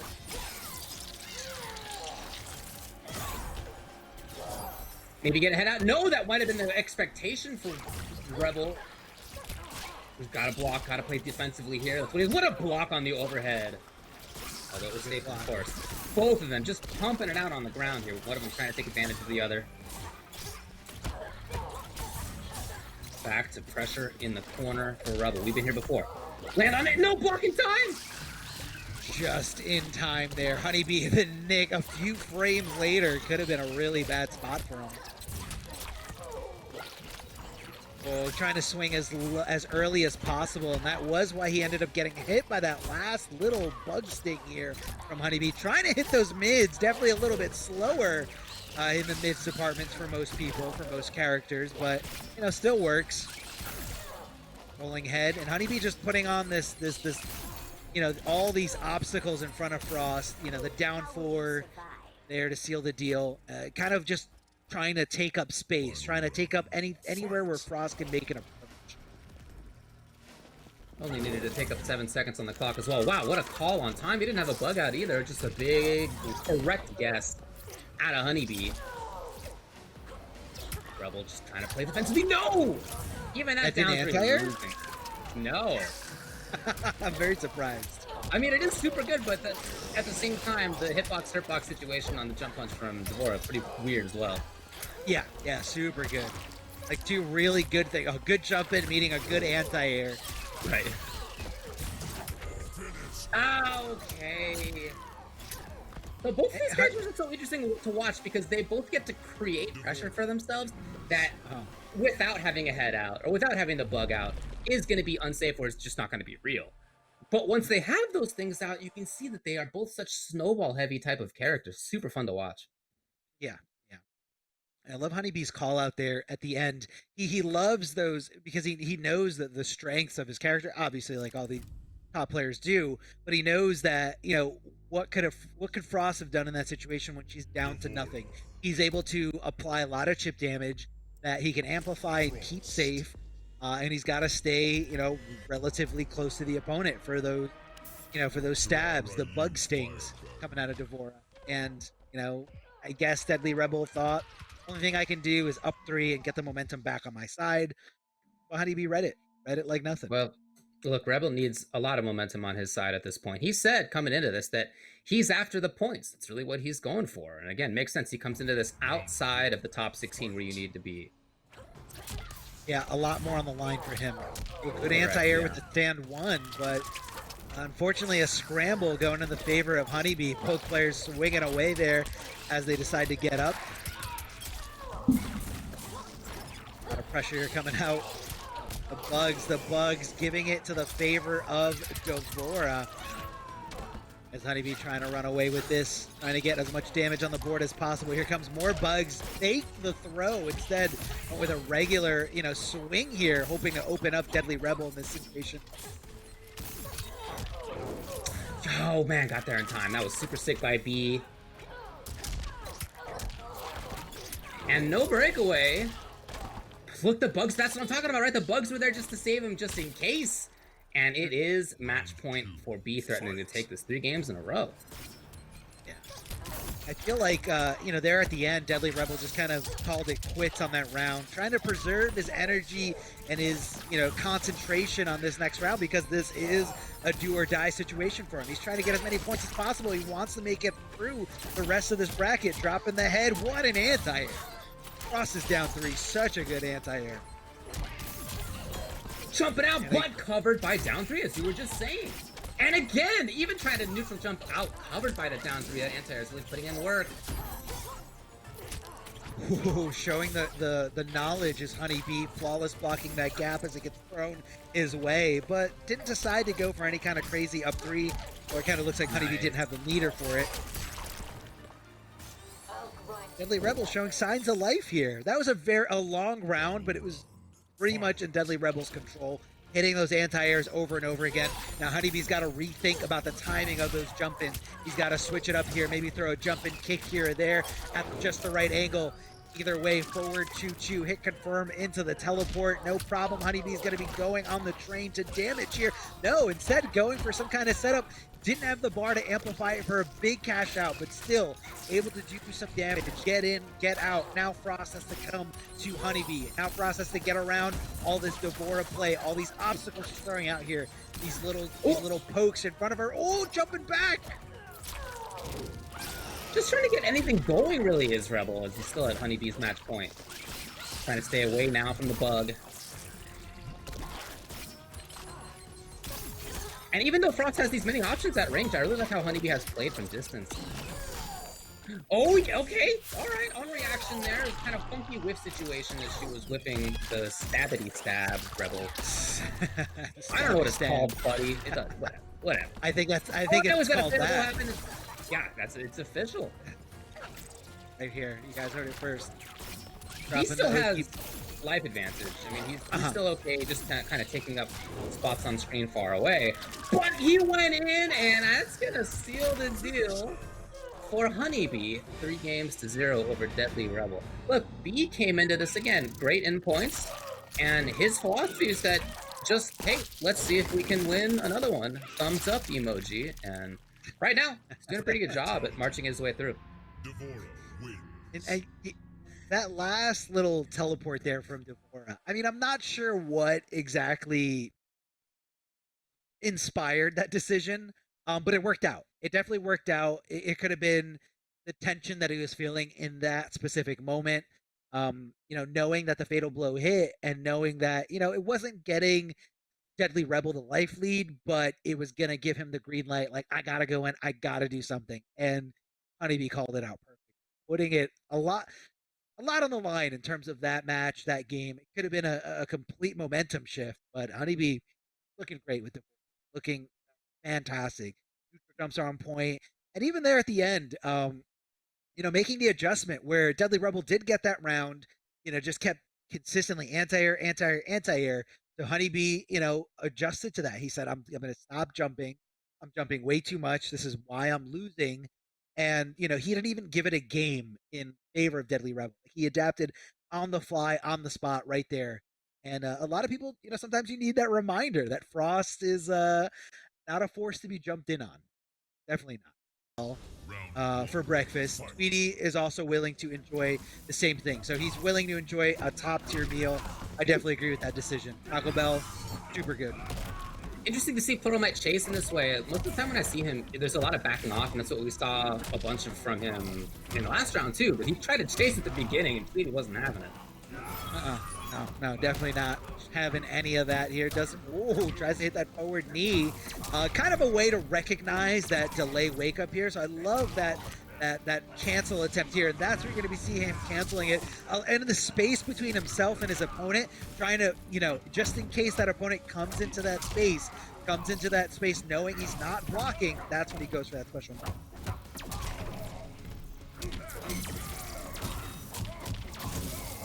Tweedy holding onto the bar right here as well. Waking up just having to deal with the projectile. There's a Raiden, fist no longer ready to go. There it is. I love that he waited specifically for Sandtrap to get the charge back up. And now he's blocked a few. He's gonna be a threat. Oh, not quite. Solid anti-air. I love the idea, right? Pluralmite waiting specifically to charge up whatever the Raijin variation special move is. What a whip punish too! Oh my god.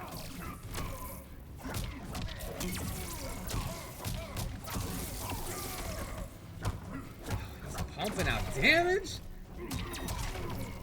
Yeah, these cancels are very strange, and I don't know if this is the variation that he went for against Tweedy when they played.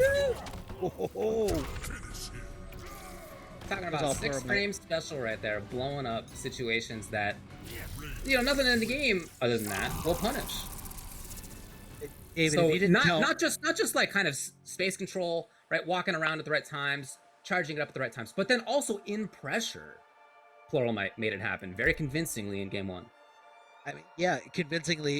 If you didn't tell me that Tweedy beat him and Tweedy was the one that knocked him into the lower bracket, there's no way I would have guessed that. There's no way I would have even thought that with how dominant he looked there in that round number 1. It could have been a variation change. This is a different variation loadout that we've seen Pluralmite playing so far in this top 8. I don't know what he played against Tweedy, but this could be something different. Maybe something that once he lost to Tweedy, he said, I should have tried this. I might have found more success with this different variation to kind of deal with these things. Or it could have been something that he developed and cooked up in the lab. Like, oh, I can deal with Gears' jump in, when I'm playing at this range because I can anti or stay on 1 so easily. So I'm really, really looking forward to how this adaptation, goes. Out the gate with that forward knee. Yeah, remember last time Pluralmite's the one who started out chasing, and this time Tweedy got there first. So already just a clean 350, no big deal. Nice, beautiful. Love it. Loving it. Yo, he's making this look actually pretty tough for Tweedy, I would say, right? Oh yeah, Can't usually throw a stand trap. You're in trouble on pressure. Some of your important strings are punishable by the charge once it is charged. Like this is, well, Tweedy's got a big chance. All that said. Oh yeah, we're gonna see an armor break. No, not deciding to break away here. Popping in. Down to the wire. One throw could seal the deal if he gets in there. Never mind. Now, did Tweedy hit confirm that? I don't think so. I think he was willing to just bet it all on 1-1 low. 1-1 low stand trap, which is super punishable by anybody in the cast. So, yeah, and he does it there again. So, good call out by Tweedy either way. It wasn't the mix-up wasn't necessarily the factor that won him that game, but it was a right decision either way. What a punish. What a punish coming out of Pluralmite. Shimmy, shimmy, shimmy, shimmy. Thought the throw was coming, but instead, here comes the mids. Here comes the big knee right to the face. Big overhead coming for Tweedy, and Tweedy hitting that launcher. Gonna be choke slamming him through the sands of time. Cashing in big here. 40%. Not enough to kill, but definitely enough to put him in a really bad spot. Here comes that knee. Look at it. Yeah, always taking his turn was Tweedy, even stealing a turn in a couple situations. And that was huge. So even if Raiden can do some great stuff if he's in the air, when there's a sand trap, if he has the charge already and then Gears is trying to pressure, like there's obviously things he can do in this matchup. All that said, if Gears is in your face, pressing buttons at the right time, finding hit confirms, one of them's into 350, the next one's into 400, there's not a lot of margin for error. No, definitely not. I don't see it, for any wiggle room there. Like, you gotta be on point. Have to be on point.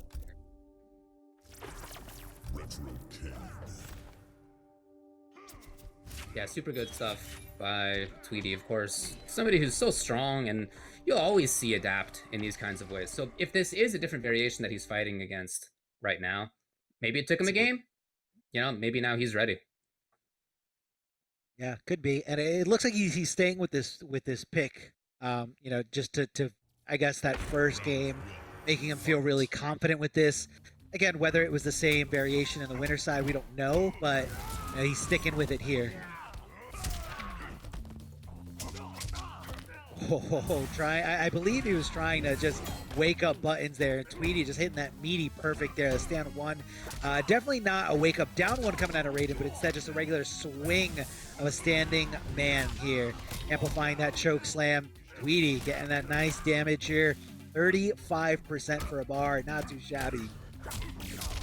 Yeah, again, it's just not a lot of room for Pluralmite to not get everything right. Yeah. Can you whip punish not in time?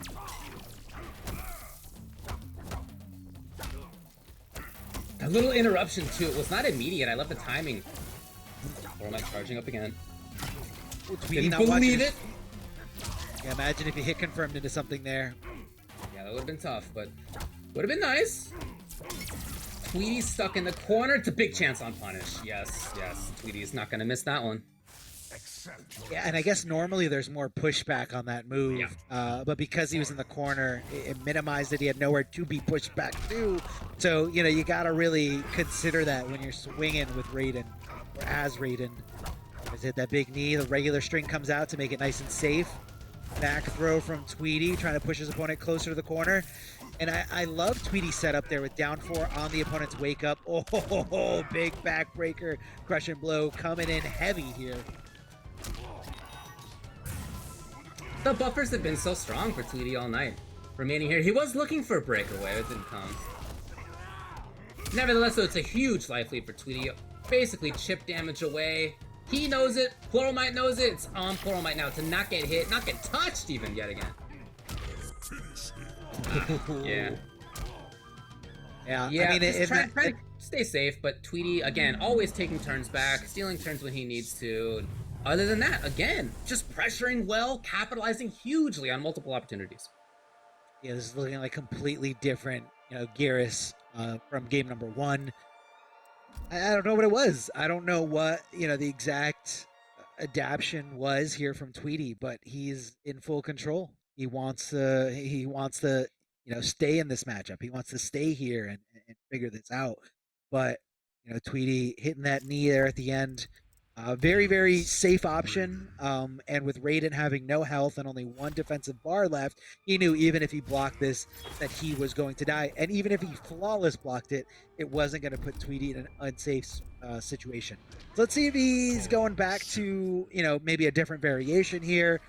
Maybe one with an equipped teleport. We're about to see the loadout here as it comes out now. I do like the variation. I don't think that that's the problem. In that game number 1, I think a big reason why it worked out so well for Pluralmite was that he did kind of have space control into his own pressure. So it was more about him being the active one. Tweedy in game number 2, game number 3, right in the here as well. Starting out very bulldog-like, approaching, so he doesn't even give Raiden that chance. Yeah, I could see that. Oh, armor break here. Love it. Love to see it. Tweedy trying to get over these obstacles. A couple times. So now, there it is, ready to go. A very unique it's a totally property different here. style from Pluralmite, isn't it, at this point? He's not trying to get in at all. He's not whiff punishing with Bobble in the sky. He's just hanging out, blocking a few times so that the charge is ready. Yeah, but Tweedy knowing that he's going to sit still says, okay, you know what? I'm going to, you know, 1-1 low. Normally that ends in an overhead. Tweedy getting a little tricky there. Big jump in kick. And just like that, the nice option select coming out for that low sand trap at the right moment, the right spot. Is Tweedy diving in deep here? What's going to be for breakfast? No, decides to just go up and down. Whoa, anti-air here. Looking for the breakaway, but just not there in time, or didn't hit him high enough. Pluralmite can make it happen. Waking up with buttons. Tweedy's gonna be at match point just like that. Tweedy, what a call to go up to match point here. Pluralmite starting out in trouble. It's the grab loops. Again! He thought about going for forward 2, but instead Pluralmite now with his own wake up buttons. Big chance on whiff punish, yes. Tweedy not breaking away, very smart. Great read on that. He's had good reads on that all time. Here's the punish. Now, it's not a ton, but you can see it is there. Oh, the stray little hit there, catching Tweedy off guard, and Tweedy meeting him with those mids.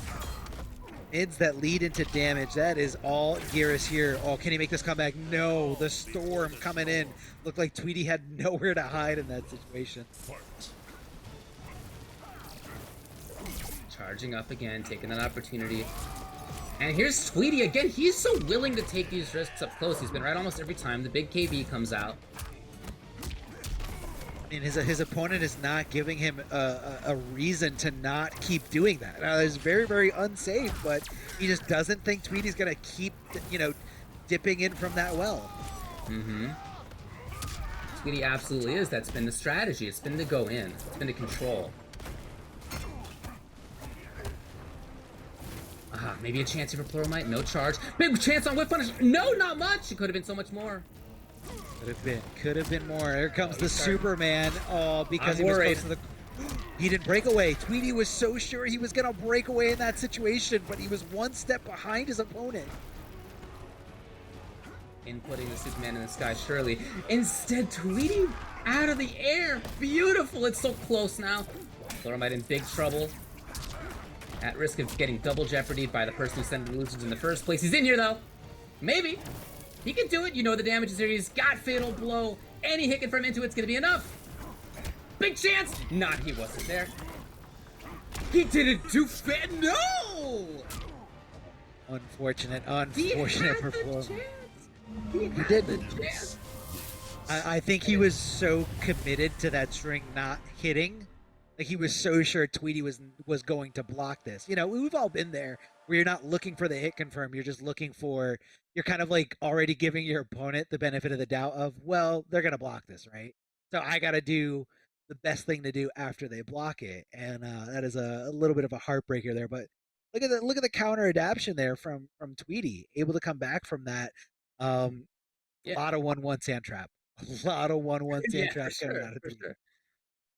There was a lot of pressure. What's interesting is that in that last one, it wasn't just about pressure. It was also about Tweedy backing off and throwing out sand traps. Yeah, sand trap gave maybe his opponent a chance to get the charge up, or gave his opponent time to bring out the little like staff projectile, goes on the ground, whatever it's called. Like a few other options, but Tweedy was able to get probably more chip damage through that than the opponent was able to get as well. I would think it's kind of how it seemed to me. So he's making Pluralmite feel uncomfortable, even from further range, where Pluralmite at least seemed to feel a little bit more comfortable before.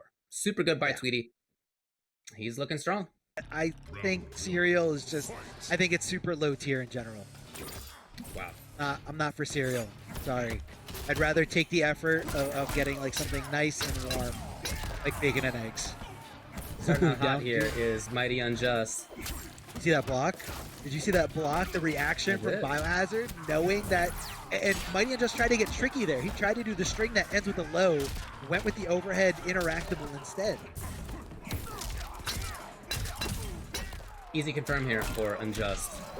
He's gonna build a bit of corner movement for himself. I don't know how hard he'll go in. Yeah, he doesn't. Oh, tried it! That would have been sick.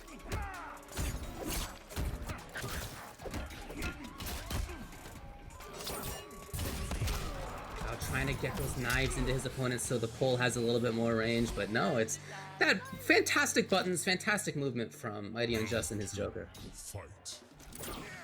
Who obviously knows a bunch about Kano himself. We know that he plays a ton of different characters, and we saw his Kano just earlier. Yeah, we did see his Kano doing great. I guess he didn't think that was gonna punish, so he was like looking for maybe some stagger pressure. Either way, finds the second hit. The second hit on the follow-up. There goes Wheelchair Guy, just flying right past him. The dude. Is that Bernie? That's right. That's definitely Bernie. down two. Getting through that armor break. You know, or the armor break getting through the down two, but a huge, disadvantage here. BioHazard keeping it nice and tight, doing the harder combos here to maximize that damage. Here comes the acid. That was smart. That was very specific. He purposely went in to try to block it because he didn't want the fire to hit the ground. You take a little bit of damage so that you take much less after that. Exactly. MightyUnjust showing everybody at home, the options that you have. Oh, is that disrespectful, David? I'm for it. Why not? I mean, okay. It's fine. It'll be fine. Don't worry about it. It'll be fine. But you as a player, you're at home, somebody does that to you in tournament or combat league, whatever it is that disrespectful? Look, man, I don't think twice about that stuff. I've never noticed it. For me, that's no big deal. Okay, I shouldn't focus on the toxicity. Right. You're right. But no, MightyUnjust showing everybody, that specific tech, and I feel like a lot of players panic in the corner against Kano, but I don't think that works at all range it. If you're not fully out of the corner, like that does work. You can dash in, you can block. But this is a new character. I can't remember when BioHazard has ever used this character. Yeah, I've seen him use this character a little bit just on his own stream, maybe in a couple of community events, but he plays it with Moonfall. He's got Command Grab, obviously. Hana's Wrath is in there to prevent meter spending. So it's an interesting take on the character. There's certainly some mobility in there. I love how you said obviously, because Biohazard always has a Command Grab. Obviously. He's literally not going to pick a character that doesn't. Well, maybe sometimes, but you know what I mean. Yeah, no, so no, now definitely. with that glow, there's no... Dude, okay. When Joker is glowing, there's not going to be big damage output from the compound, right? I think that's a big benefit to having this variation, if you can get Hana's Wrath on the opponent. Yeah, it's got to be on the opponent, which you can see right now, that yellow glow on Joker. It doesn't last super long, though. So, you know, if you time it right, time your combo routes just right, you can start swinging before it's actually off of you. So I like the change by Unjust, who's thinking, okay, fine, you're going to try to do that. I'll just pressure you, not give you any chances to get the bird out.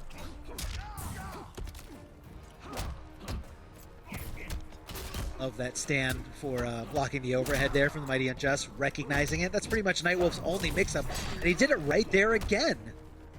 Watch out for that low. Mighty Unjust ready to block low initially. Are we going to see a fatal crushing blow? Don't look, don't look. Oh, didn't use it. I didn't. Yeah, chose not to spend it. It wasn't going to kill, of course. Yeah, I definitely agree. There's only 15 seconds left on the clock, David.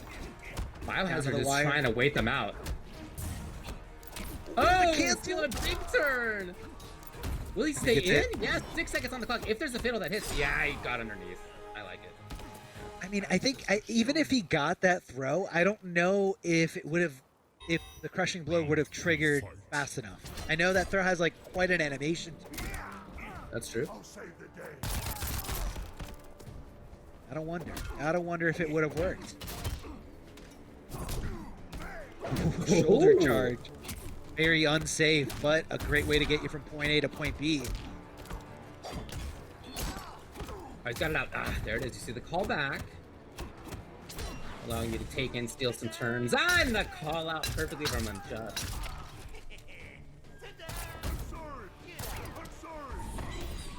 There's the bird. Yeah, the bird cannot avoid. The axe is out, remember. There it is. Amplify it for better Oki. You got plenty of time. The knife out. The axe out. Unjust. Okay, down 4 on wake up. Needs a bunch, but if Biohazard tried flawless block up 3 and it instead comes out as instant jump kick, that's cool. Whatever does the trick, it's 1-1. Hey man, win-win situation, okay? Mighty Unjust got a little too aggressive there. But yeah, that was clearly a flawless block attempt. When you flawless block, you get up 3 or up 2, and that's kind of why you saw that random-looking jump kick. But Nightwolf's jump kick does have a really good hitbox. You know, very tough to anti-air, and that's really what you see. You know, a lot of Nightwolves jumping in with. I've even seen Nightwolves jump in, deal with Frost's down 3 if it is angled right. Mighty Unjust can go to different characters. I don't know if he's going to switch up the variation, but looking like he's opting to stay with the Joker. Biohazard, of course, character locked here, so we're going to see the same things coming out of Nightwolf, and let's see how Mighty Unjust can adjust. Still have Kapow? Yes, we do. Same variation. Looks like he switched up Batsy Pew Pew with, I think he had the Rising Jack in the Box. Because I remember Biohazard charging him when Mighty Unjust went for that setup. So looks like he's gonna try a more zone or a more zone heavy. That was the right call, but he didn't wake up buttons. Oh, very unfortunate there for Mighty Unjust. But here it is. This is where it's gonna be the determining factor. But you gotta watch out. Nightwolf can reflect it back at you. Doesn't matter if it hits low, high, mid. If it's a projectile, Nightwolf can reflect it. I love this range game that Biohazard is managing to play, even though there is that Batsy Pew Pew on the other side. Out of the air, no break. The axe. Give me the axe. Nope. Beyond it. Oh, just doing a great job of playing around it. You can still see it hanging out there. He's blocking just in case the axe gets called back. Yeah, it kind of freezes your opponent because they don't want to get hit by the active frames on the callback. MightyUnjust swinging back immediately, trying to challenge, that pressure from BioHazard, canceling into some good damage. Gonna have access to the corner. No! I mean, he thought that the breakaway was happening for sure, but BioHazard decided to think one step ahead of that, decides to hold on to that meter, and I guess MightyUnjust just didn't want to do it. Just didn't want to continue the combo. Oh, very cool idea by BioHazard to get in there. Immediately big damage. There have very rarely been breaks on BioHazard's side. Trying to get it so he can get buttons into Axe Recall, but Unjust was ready for it. It's still out there. Love the flawless block there from MightyUnjust. Oh, could have been a bigger whiff punish, but it looks like he already had the gunshot ready to go, inputted into his controller. What a pickup, funky situation. And then Unjust out of there. He's so close to just being able to kill on Chip. And BioHazard with the big risk. Chip avoided, and then nothing else. No more left. Yeah, no meter on the side of BioHazard. Big crushing blow. Gonna launch for some good damage. MightyUnjust, again, not continuing that combo. Not really sure why. Maybe he thought the breakaway was coming. But either way, not the right thing you want to do here. Getting lots of damage, nearly 20% for that low projectile. And even if it does get blocked, it's some pretty good chip damage. Wow, that move recovers so quickly. The Hawk coming out from Nightwolf so quickly. Yeah, super slow on startup, but then, yeah, it does recover pretty fast afterwards. Yeah, you just got a great example of it right there. Yo, that was cool! I think he wanted breakaway, though. I think he was looking for breakaway. But that makes sense. Oh, calling back the Tomahawk. Like that. Just who gets reflected, and that is gonna do it. Yeah, BioHazard I think was getting a sense at that point that he wasn't going to be able to cut it by just playing the range game anymore. Bringing out #1 interactable in MK11 is Unjust to go up 2-1. And that shows you just how different one move. Like, we're not talking about a different character or a different loadout. Right. He literally just changed one move and how it dictated the pace of that match, where BioHazard was suddenly looking for, things that he couldn't deal with as easily. Like that rising Jack-in-the-Box that MightyUnjust had a quick before. BioHazard was reacting to it, seeing it, going in for the shoulder charge. And, this time around, he just had to hold the low shots. He had to wait for them and try to do damage anywhere he could. So sticking to his guns here is BioHazard. Sticking to his bird, I think? Let's make sure.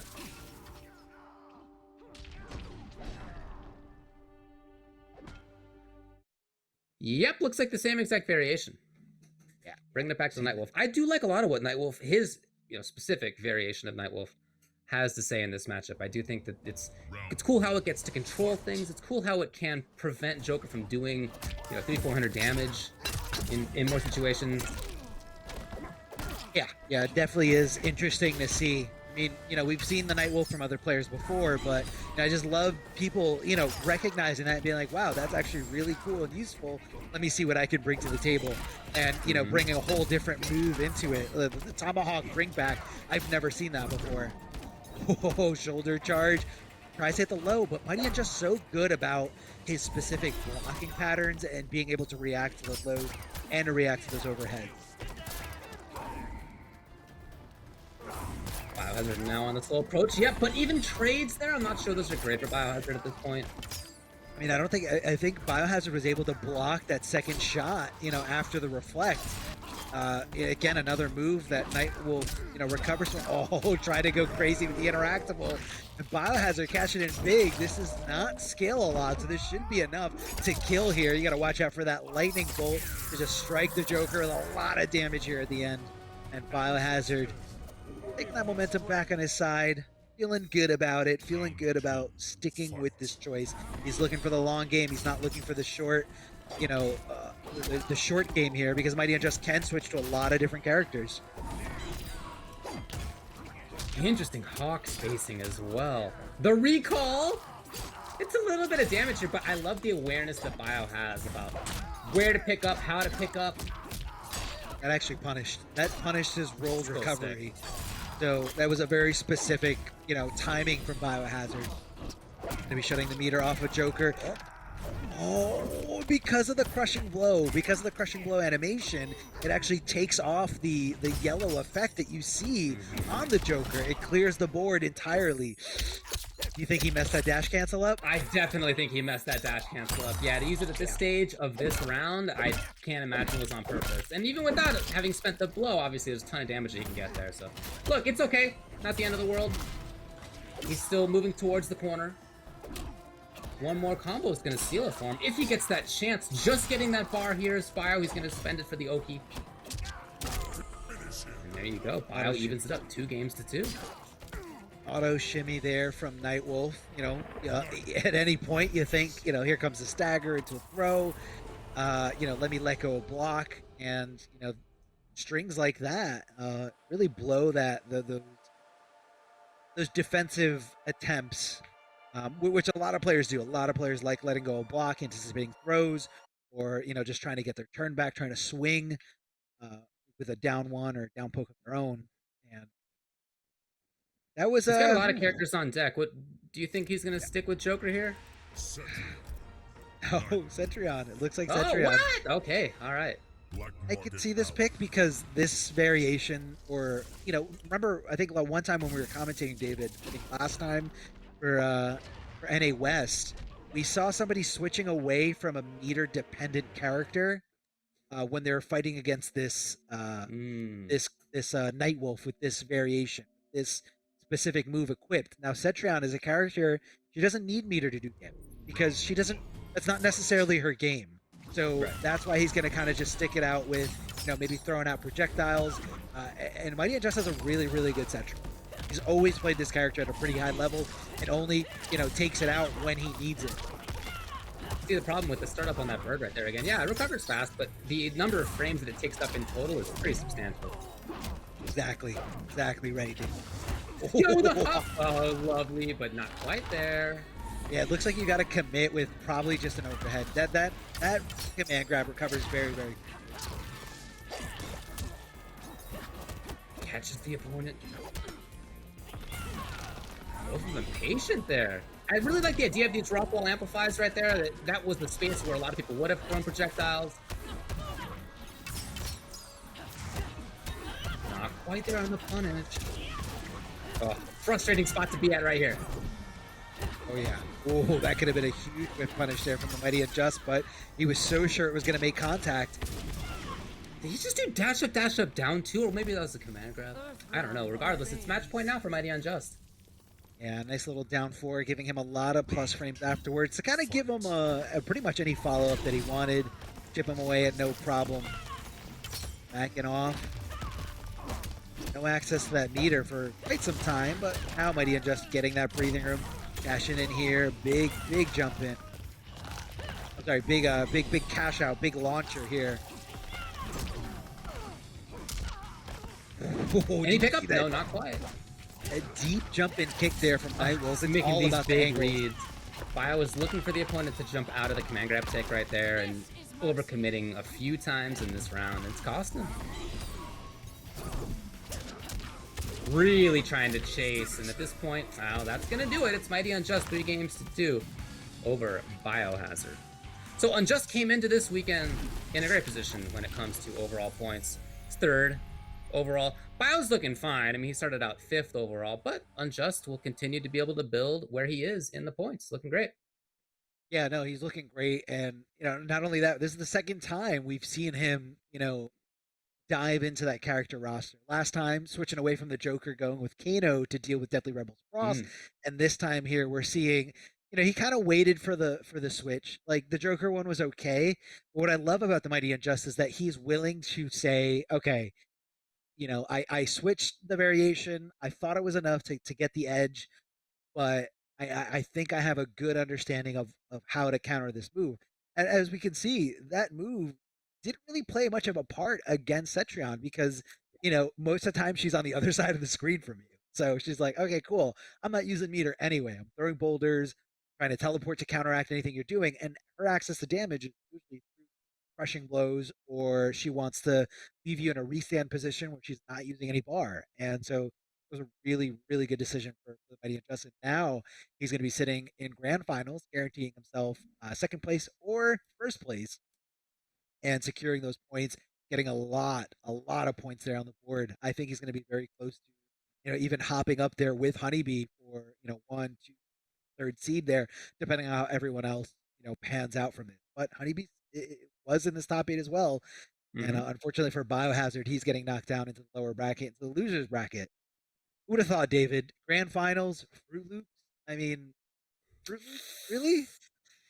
I know some people who really like Fruit Loops. It's not the first time I've heard about a big Fruit Loops fan, but again, maybe the sort of unique answer here, the difference in personality, is able to come through.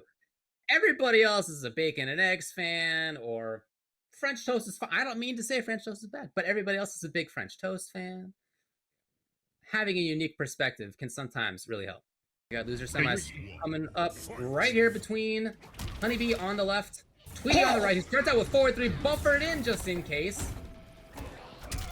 Oh, we saw him land an anti-breakaway earlier, barely mistimed it.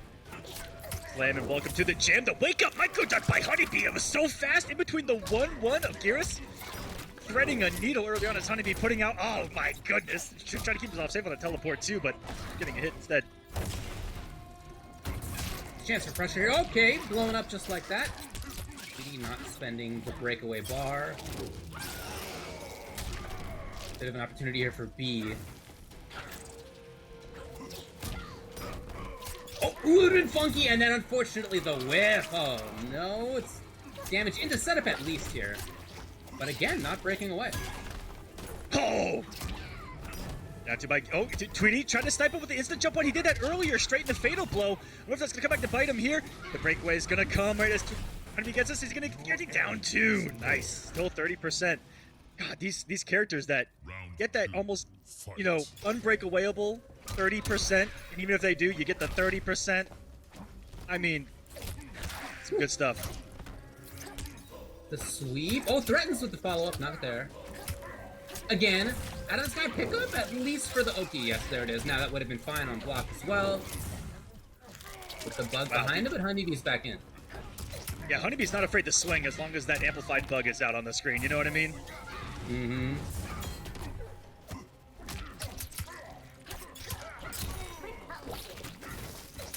What's out? The punish, she was in range. Should be it for the round. Setting it up for the round, it is. It's almost, both these characters, when they get a single hit confirm into the launcher, and a lot of characters now, I feel like post-ultimate, have that hit confirm launcher in the down 2, and it's almost as if breakaways are becoming less and less worth it, I find. Checking the movement just in case right there for HoneyBee as he was waking up. Ooh, going overneath it that one. Overneath is right. A little delay. Yeah, he has not seen a breakaway, so a little bit more comfortable there. Oh, we've seen forward 2 shimmy everyone tonight. Such a deceptive animation to it that looks like she's leaning forward for a throw. Oh, choke not big enough for the pickup. He's feeling himself right now, though. Ultra David, he is on the prowl, on the hunt. Nothing but forward movement, nothing but buttons right now from Tweedy. Wake up jump and amplified bugs. You gotta hold that. He's got his fatal blow. He's very dangerous here. He may want one more hit. No, he's gonna go into it now. That, I believe, is the least amount of scaling on it, which I think is around 45. I think this one does a lot of damage. Oh! Yeet. Almost. 46, though. Scales well, and there. Just look at that, Nate. Active frames. Look at that, active frames, active frames.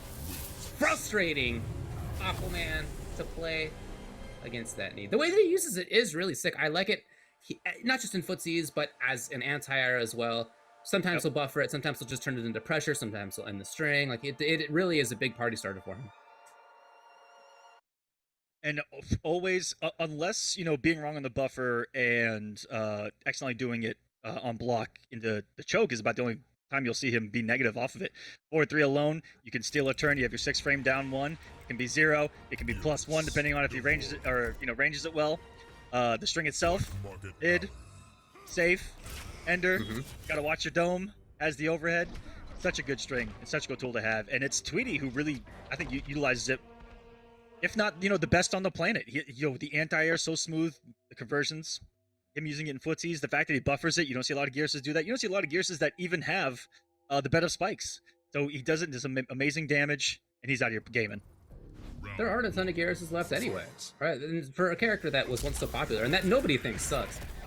Yeah, there's not a ton of them left. Tweedy, certainly among the best of them. Oh, that's gonna hurt. Breaking the armor. Yeah, pretty early on the KB here. 370 just like that. Tweedy, a little bit more pressure. Okay, looking for it, specifically calling out the timing. And getting right back in there. Oh boy, HoneyBee's in big trouble. Big boy Gear's damage still. I mean, he still hits like a truck. Round 2. 360 for a single bar. That is some damage here in Mortal Kombat 11. And just look at that knee. We're gonna keep talking about it because he's gonna keep doing it, and it's gonna be super effective. Another chop, another 30 plus damage, and this has been a roller coaster of a ride that only Tweedy seems to be on. It just seems like he's got HoneyBee's number in so many different ways. He's teching, you know, he's got excellent defense. He's able to find attacks at just the right moment. His jumps, his air-to-airs have been perfect. All of this stuff has been great. You can really see why. Again, he's the one who sent HoneyBee to lose in the first place. Beautiful timing right there from Tweedy. Ooh. And the whip punish. Not enough, not quite yet, but B is obviously in big trouble. Down one underneath. Oh, that was disgusting. That was MKX if I've ever seen it. You got a 6-frame down one. You're at a range that's hard to counter poke. It's hard to take your turn in general just because it is 6 frames with that slight negativity to it. And that was so smart. Putting out the down one, had a big enough hurt box, get the anti-air. A clean closeout for Tweedy, who was catching a little bit of fire here. You know, close game 1. Steamrolled in game number 2. That was domination. See if any adjustment comes out of HoneyBee here, who is struggling to find those advancements, right? And that's where we talk about that 4-3, is that it creates this active wall that you have to get through, and it's a safe active wall to get through. And he's definitely struggling right now. Again, Tweedy's the one who set B to lose in the first place. And in a bunch of different aspects of this, you can really see Tweedy having a lot of control. And he does a great job at taking away some things that I think are really strong for Devore, some of her big-time strengths. You know, her huge jump normal up in the sky. Tweedy's done a fantastic job at anti-airing that consistently, down 1 or forward 3 or whatever it may be. Here we go. Already on the offense. And I feel like he's gotten more and more aggressive as the set has gone along, which is really smart, because you don't want to give a setup character like Devore, right, the time to breathe, the time to do all of her shenanigans. So I think that as he's gotten more aggressive, that's been the play. Right back in there, yet again. It's time to party up close, but the chance comes for B. Maybe he risked that knowing that HoneyBee didn't have the offensive bar to truly capitalize on a punishment there. That man was ignoring the bug down on the ground entirely. That takes a lot of cojones, David. So often B is looking for anti-airs, looking for infested up there, and yet Tweedy has been able to jump kick, jump splash, present such different timings. Yeah, that's all. Very different moments. Look, this is like 43? Close enough.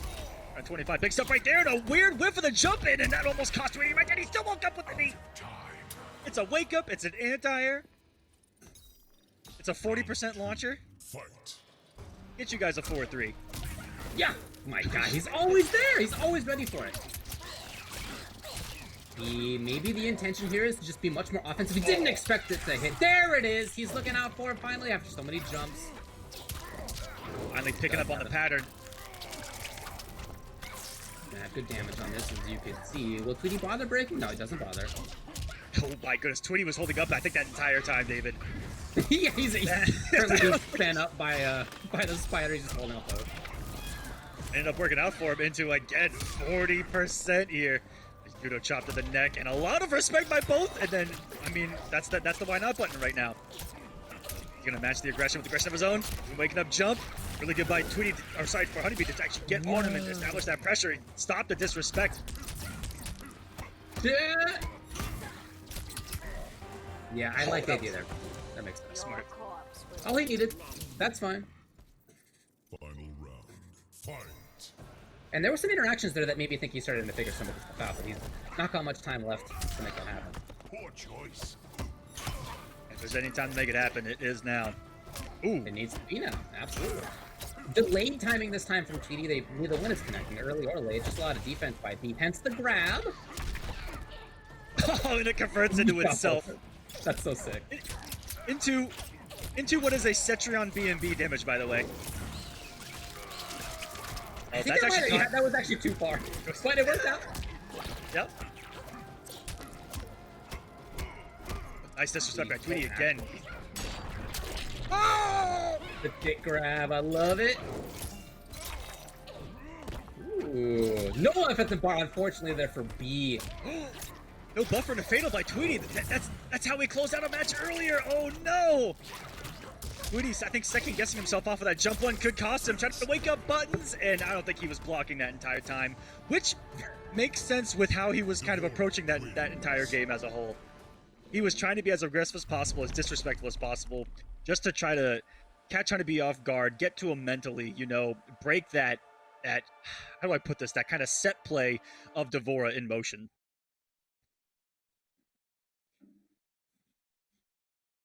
Beautiful gameplay from both. That was awesome.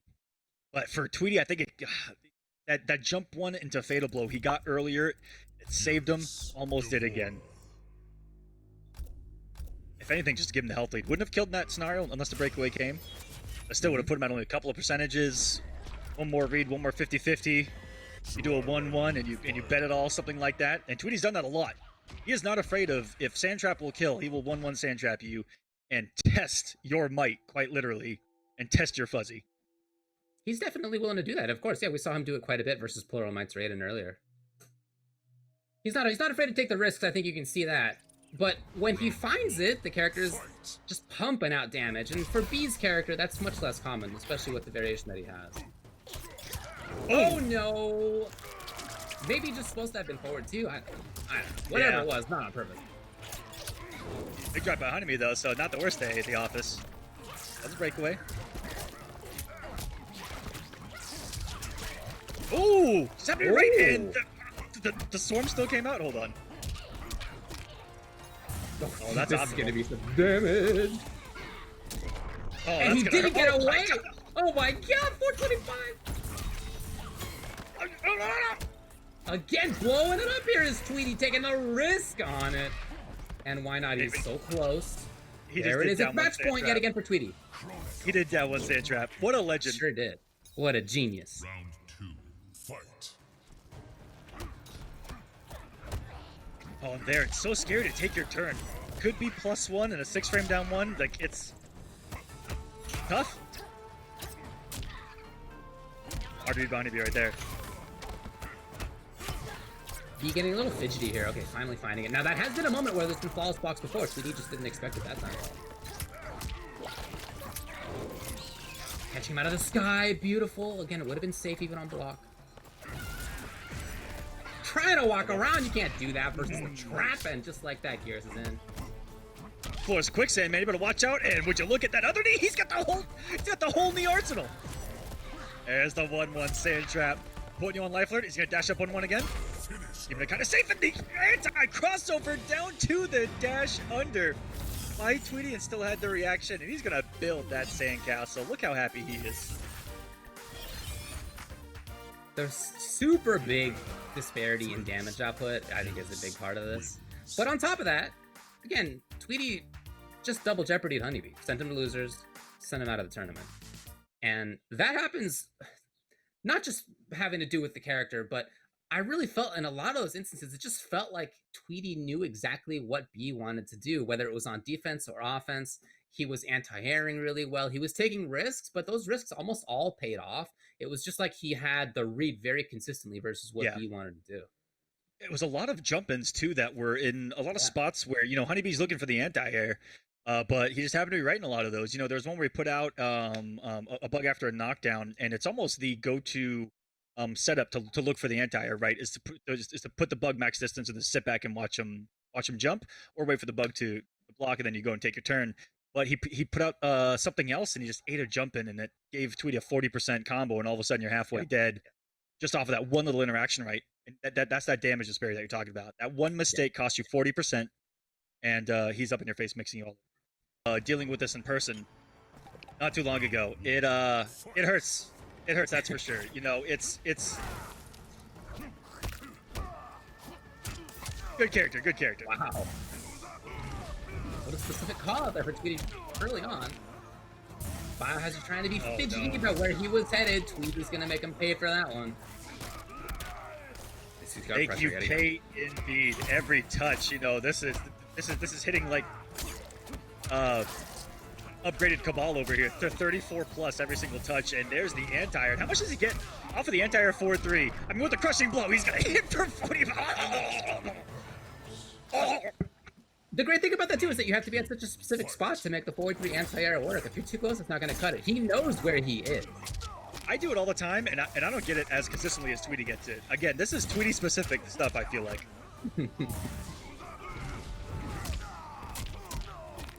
But BioHazard worried enough to bring out Wake Up.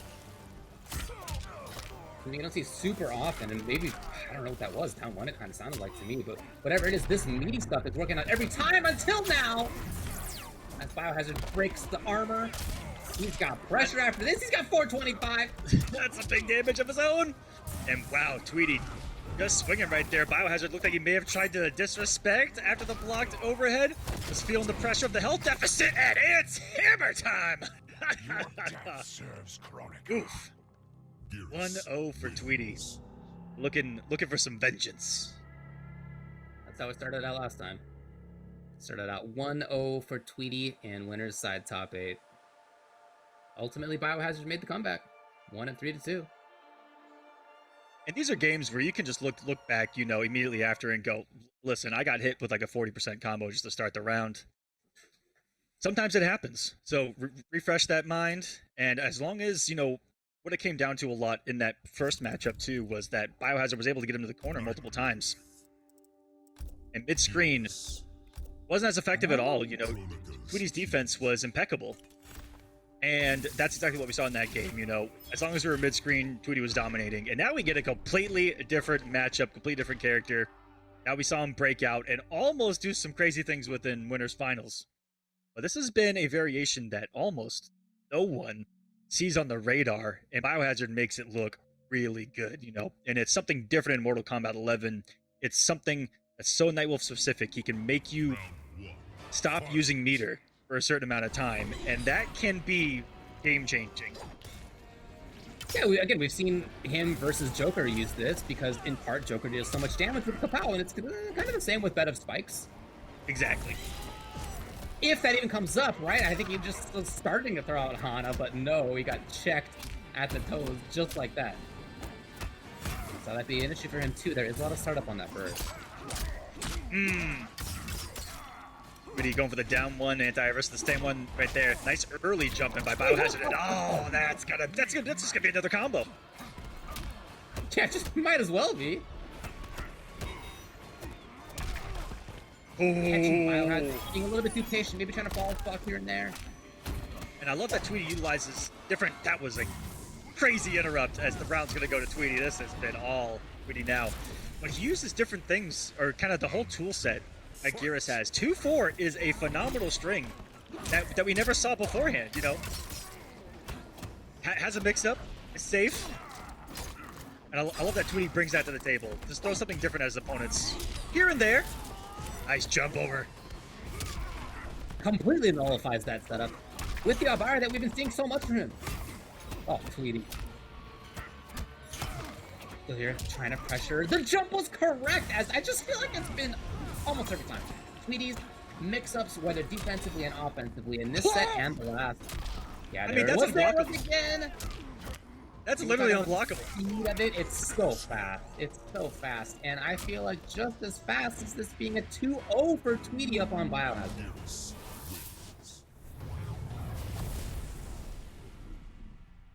It just feels like Tweedy is getting every mix-up right. He's micro-ducking at just the right moment.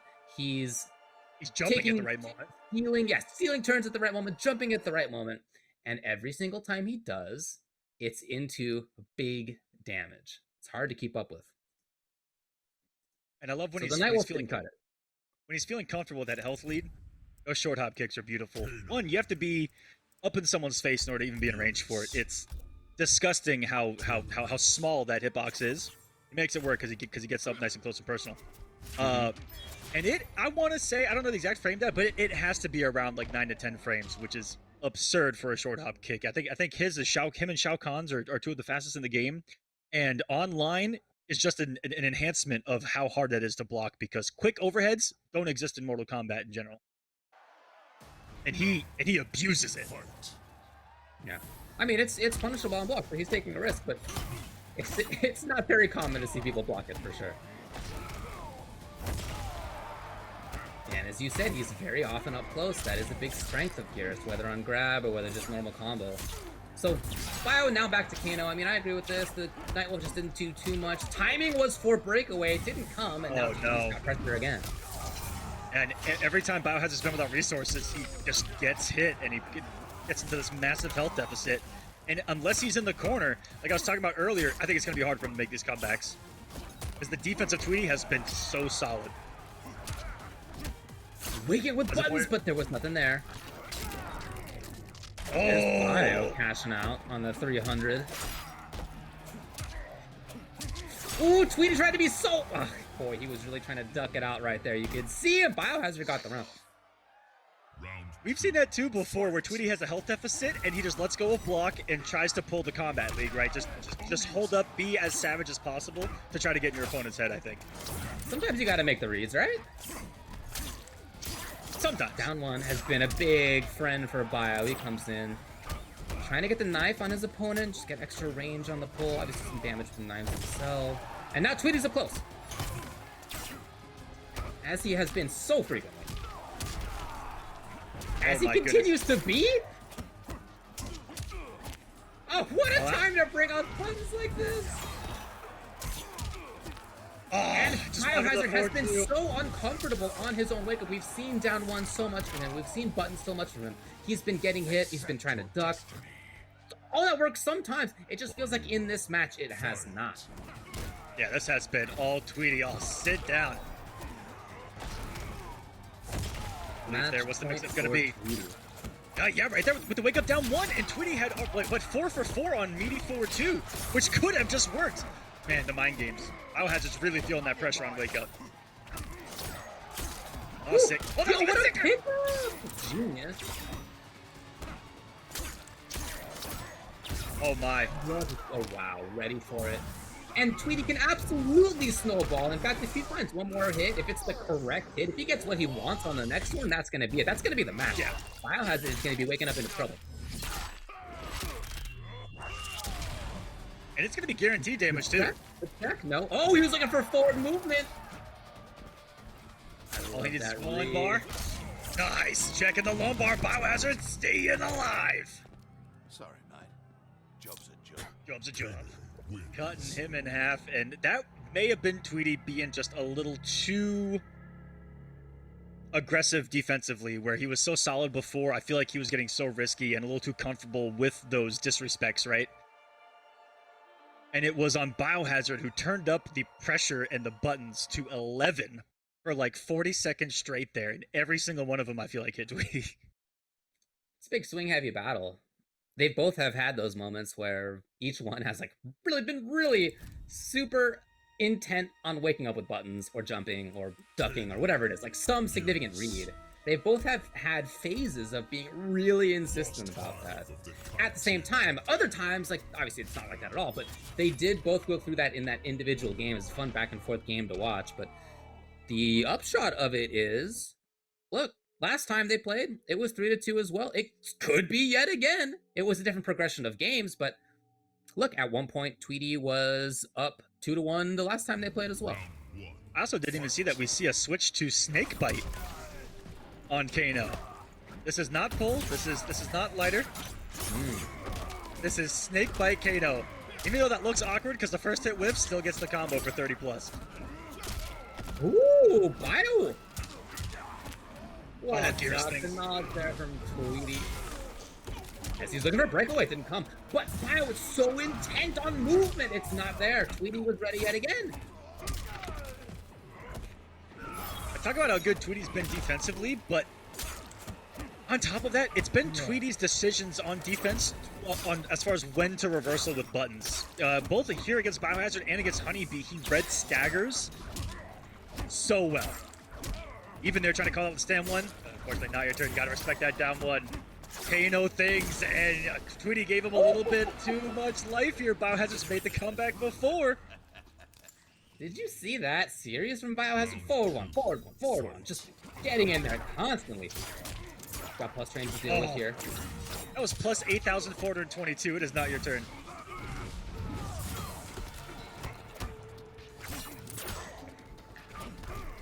We a little hesitant there. That was aggressive, but okay, these daggers all of a sudden chipping away Tweedy's health bar, checking the lumbar for 180, and this health bar, and it's all BioHazard right now. What a shocking difference this has been. Absolutely. Whereas Tweedy before seemed like he couldn't guess wrong. Now it's just constantly BioHazard pressing in. It's the KV cash out for over 400. Next hit! He can seal it for sure. He doesn't even need to spend the fatal. He's not gonna. It's gonna be a match point yet again for Tweedy. That's the benefit of having this huge damage output. You can be getting your butt kicked for 80% of a round and make the comeback properly in just a couple of combos. Yep, 2 hits. And now Tweedy just chilling out. Instead of going forward, he's been going forward 90% of this match. Now with another match point, is he being too passive? Well, right there, he was passive enough to block both knives. He was right, yeah. I was scared when he put himself in the corner. That's not where you want to be against this mixed machine.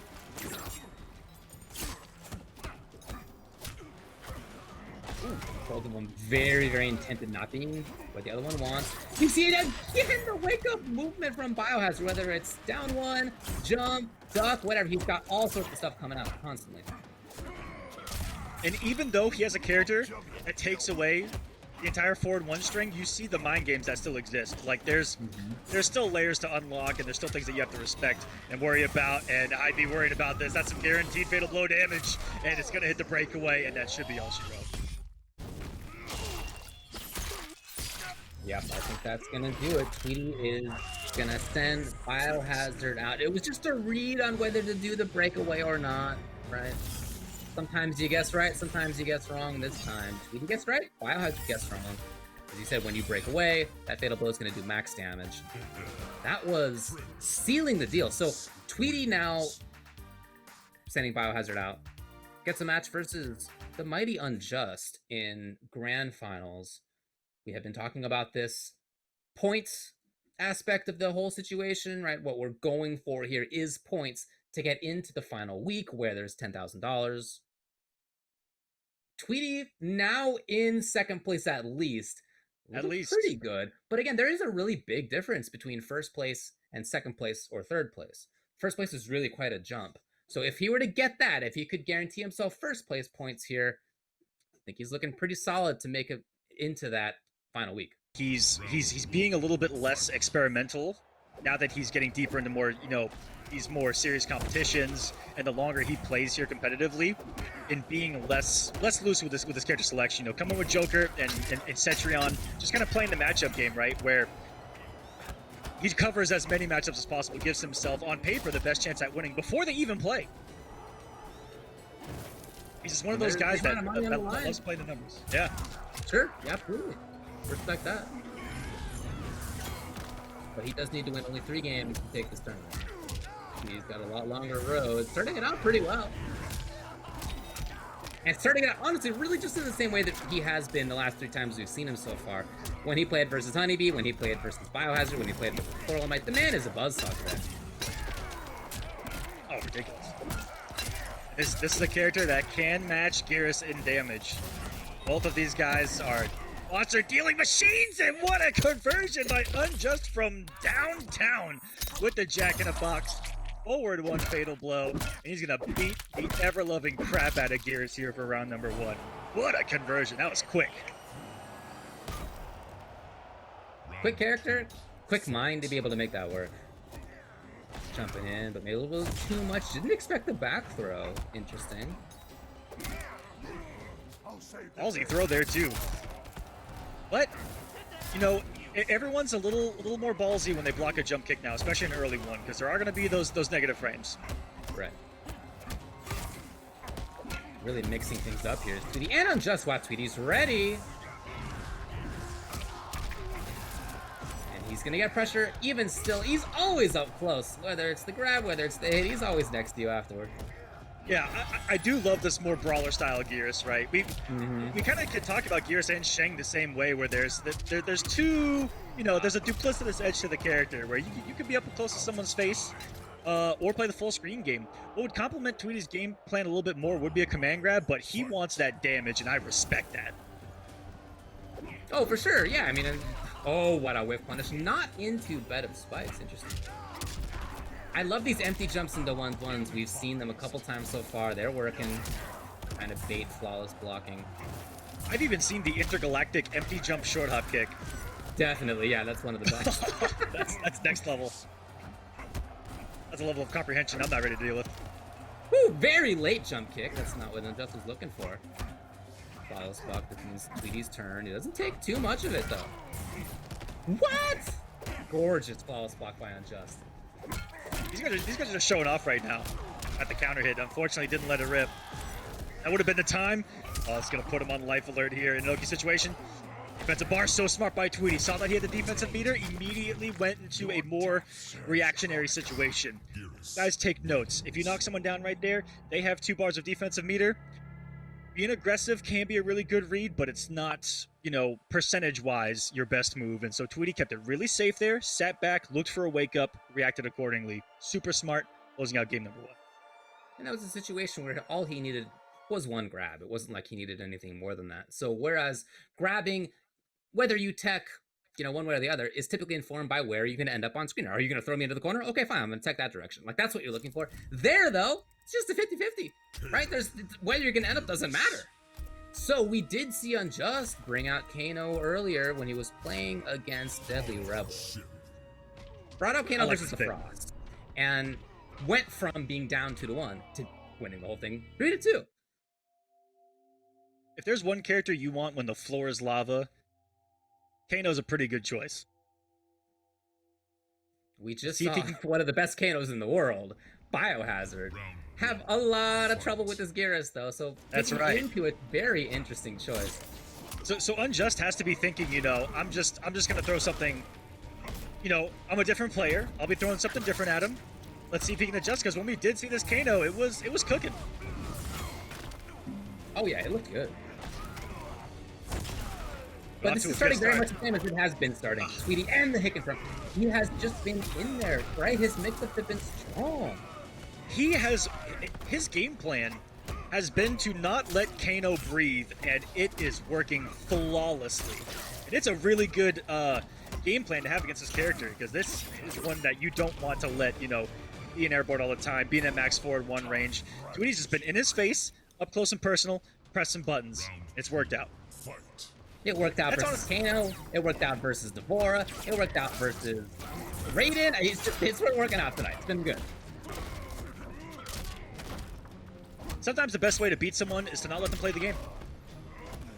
Well, really, I mean, that is a great idea. If you can maintain the pressure, if you're confident enough in your own mix-ups up close, this is the other side of it, right? That could happen. It just hasn't been happening. Unjust. I would love to get corner control. Bio pull. Oh, I'm not too sure what the play was there. So much, but he's still dead. It doesn't matter. But if Spikes actually took too long on animation start. That was sick. Final round. I don't know if you guys know this, but fire hurts. It hurts. And that corner can be a death sentence. There are some characters that can, and there's universal tech where you can kind of walk forward and get hit by the lighter and avoid the fire. Yeah, there we go. Just shut some of that down. Whip punish, but Tweedy's there on the whip punish. The high one over his head. That's just a solid read. Reading that TheMightyUnjust was going to overcommit to the actual string. Unblockable.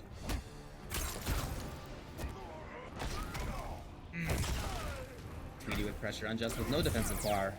And interesting. Okay. Looking for breakaway. Nothing came like that. He's just gonna back off, of course. He does have Fatal Blow. He's a threat. He's 2 hits away from taking this. Okay. He's 1 hit if it's the right one away from taking this. That was scary. Oh, yeah, absolutely. That could have been Fatal Blow. This one is Fatal Blow of all times to bring it out. Tweedy was exactly correct. He gave him a taste of his own medicine right there. He said, I've got one too, buddy, but it does an awful lot more damage. He invented that. Max distance vacuum cleaner. That is Geras' Fatal Blow. Wow. Bringing that back one of the situations where Tweedy just has the correct read on what the opponent's going to do. Sometimes it boils down to things as small as that, right? Getting the right read takes a lot of work, a lot of research. You have to play against people a lot, right? There's a lot that goes into it. But on the individual, like, next marginal decision, it can just feel like, I can't guess right? This guy's just guessing right every single time.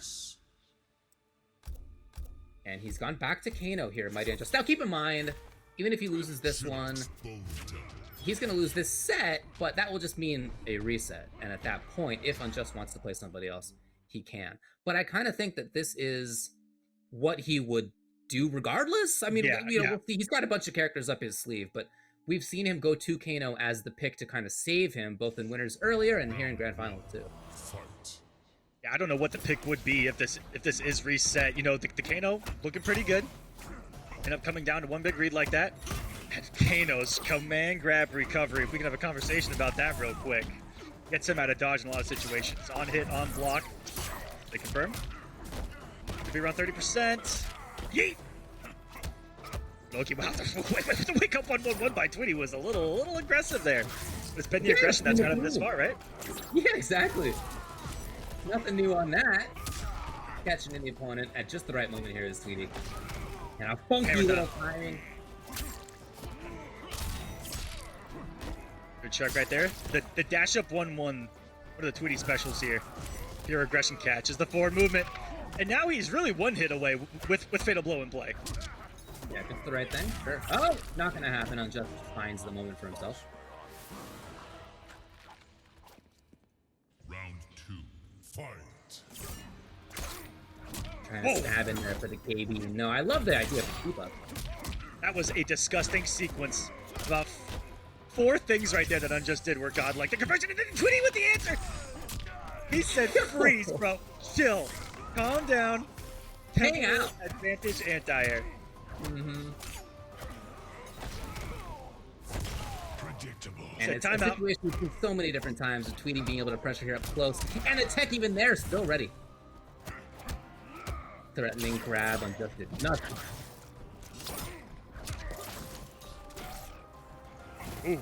Ooh, a little bit too far. I'm pretty sure Sandtrap can punish the bio pull as well, but there haven't been a lot that have been blocked in that max distance, I'll tell you that. Oh, clothesline from hell. Oh. Might boil down to this decision here. Grab, it's going to be one more at least. It even called out the roll away. Oh, he reacted to the roll away. That was disgusting from Tweedy. And I love the change up off the 1-1 as well. He hasn't thrown that all tournament. Just 1-1. His opponent's looking for a 50-50, fuzzying for his life, and then throw. That was so smart. High. And he all of a sudden gets in there. Wasn't looking for back throw. Hello. Piece of damage on the table for the side switch, and that was an awkward launch. Tweedy kept that thing much safer with the down 2. Wake up for it! Okay.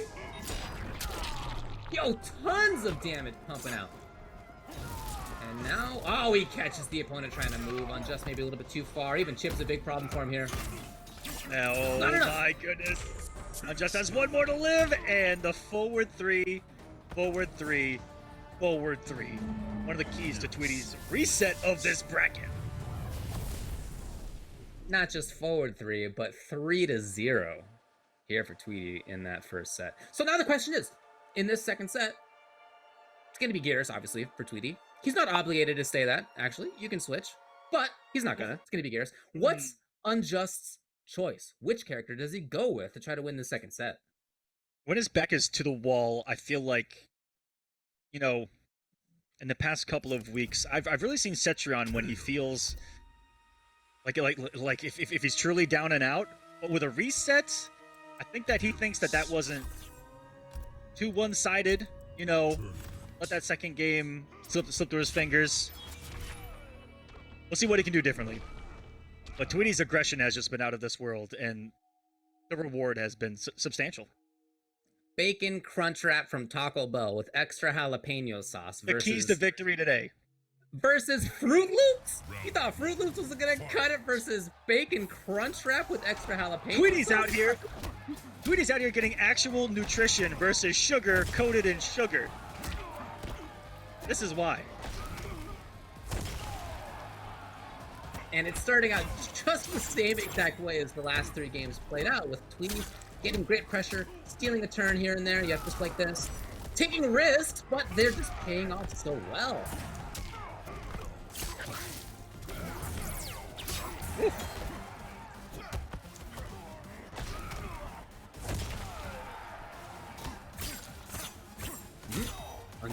Wow. Stuck on it. Well, it could have been into the chemical, right? At any time, you never know. That is the mix-up, and welcome to Down One Fest 2021, ladies and gentlemen. But really, it started out in just the same way as the last 3 games went. Tweedy now officially has his first lead here of the tournament, and he wants those points. You can just feel it. That's what he was talking about this week. He wants to shore himself up. He wants to make sure. Oh, put it. Well, not there. Okay. Not quite fast enough. It's very rare to see that brought up for sure. If he wins, he's definitely going to be in that top eight spot for sure. Nice side switch. We're pretty close to that corner. Here we are. Ah, the read. So close. That sand trap is one of the hardest anti-breakaways to time in the game. Voice the ladder all together. Not the string. Nice movement by MK11 there to back off. Just for the restand. Tweedy's avoided the damage over time. Able to stay alive. And now he is just one hit away from taking it. He can totally do it. Oh, yeah, especially now, Tweedy. Next hit. Same for MK11 though. He's a big guy. He wakes up with Biopole. It's going to be in the fatal blow. That was a rock, paper, scissors if I've ever seen one. Because Tweedy, 9 times out of 10, has forward dashed into buttons or forward dashed into grab. That has been the mix-up on Wake Up 9 times out of 10.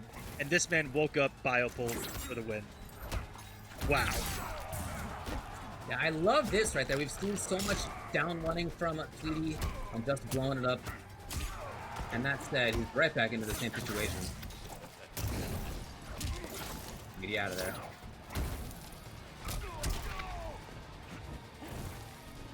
Try to catch Landsies, it would have been sick. Good trade for Unjust there, and whoa! The technology. Oh, he's gonna be burning here. And then he lets him jump. I would have swung 1,000 swings there. Of course he's gonna jump. But you went underneath in time. Okay, Tweedy's here. He teleported through that dagger. Pressure's on. That huge forward one range just hit the thread, and Tweedy knows it. You can see him just trying to stay outside of it. Check a little bit, maybe deal some chip damage here over time. He does not want to be in that huge range normal Kano's got. Fatal Blow. Is there Biopole instead? We have seen Fatal Blow from Geras or Biopole from Kano be the end of the round a few times at this point. Both I think similar that is ideas. what... This time it was Kano's. It's what solely put MK11 in this position has been the raw Biopoles. I think that has, like, if you can look at just one thing and be like, that was a difference maker. That has been it for MK11. If those haven't hit, he's getting rocked. The Wake Up one was incredible. But again, I go back to how many times has it worked in neutral, too? Because Geras does possess one of the rare punishes for it, especially max distance, with the sand trap. Problem is, he hasn't blocked him. It does seem like a problem.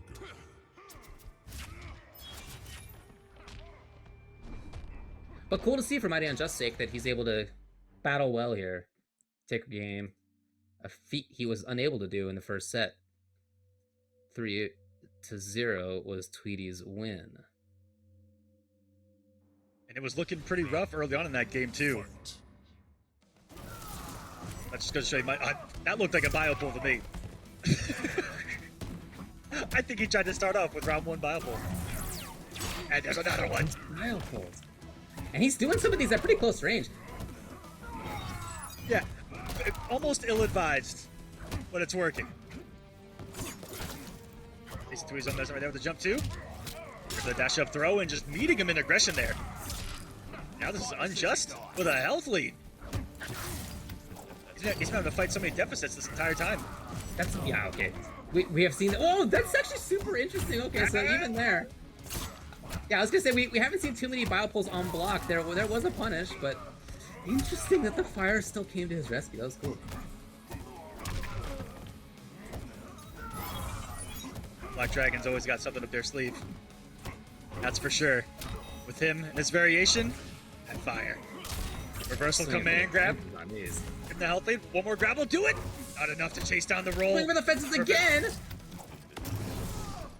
Got it. Yes, yes, yes. Beautiful from Tweedy. What awareness. Blowing up that situation. And Unjust is back almost full screen at the end of that fatal blow.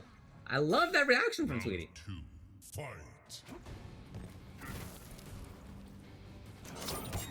Love respect there. Notice how Tweedy's being a lot more respectful when he's at bio pull range now. Yeah, bio pull or forward 1 range is yeah, sure. Because before Tweedy had the freedom of just kind of doing forward 3 anytime and anywhere he wanted to, what it felt like, right? Oh no. Okay. Woo! Not quite in time for the whip punish. Taking advantage of those minus frames after the jump kick. Can he punish? Yes, here it is. Oh, okay. Will he break? He does, but Tweedy this time does not get it right. One hit for both now. Unjust has the bar. Oh no, that was the opportunity. Very different. He let it rip. He let it absolutely rip. What? From MightyUnjust, a player who doesn't often let it rip in that way. Right there. Yeah, that was rare. That was a rare, full-on risk from the MightyUnjust. I mean, he's been that way with the bio pulls, but that one was life or death. Love it. Maybe he's pulling out the stops at this point.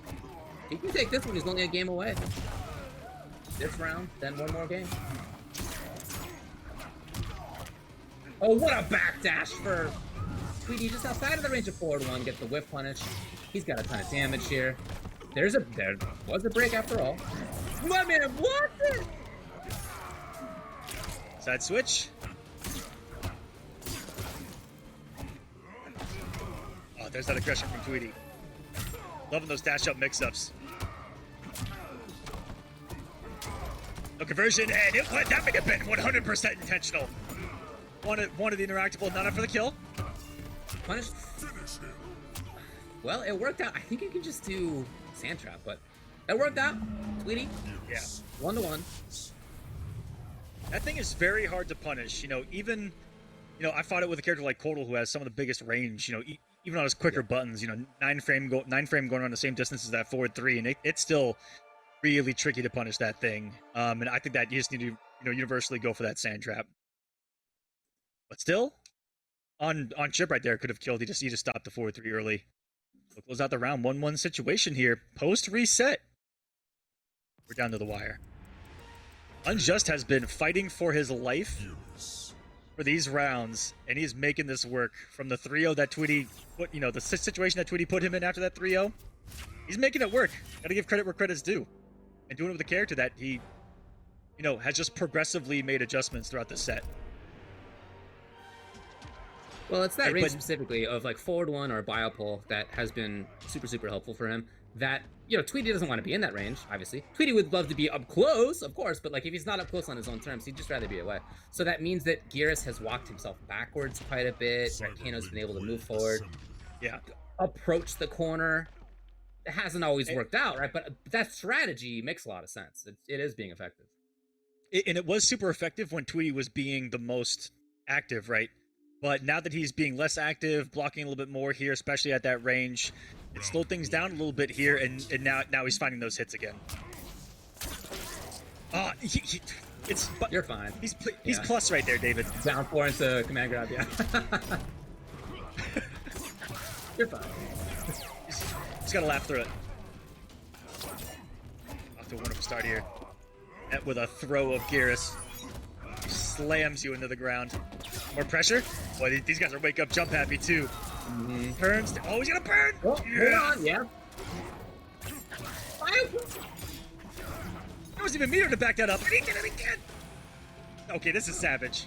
He actually, instead of slowing down, when Tweedy slowed down, and it was working, he's like, there is no, like, going backwards. There's only going forward for Unjust now, and he's going to get more and more savage and aggressive as this gets along, and that is the Kano way. I'm loving it.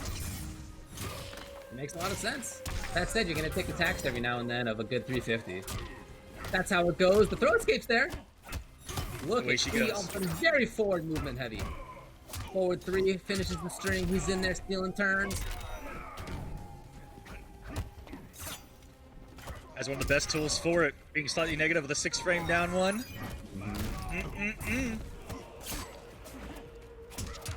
Oh, he got punished for that. He got punished for reading a command grab. David, I can't. Woo, MightyUnjust trying to run it through. If you can find the right hit, yes, it needs one more correct hit here. I don't know. I think he's in the wrong fatal blow. Outside of 4-1 range. What Wow. a call by Tweedy. Did he have no defensive bar? If he had defensive bar, that was... Okay, he did. I think that was just chill. Okay. Oh, I was about to say, if he had bar, I would have almost cried. Sometimes you're a genius, but yeah, looking for chip there, I think.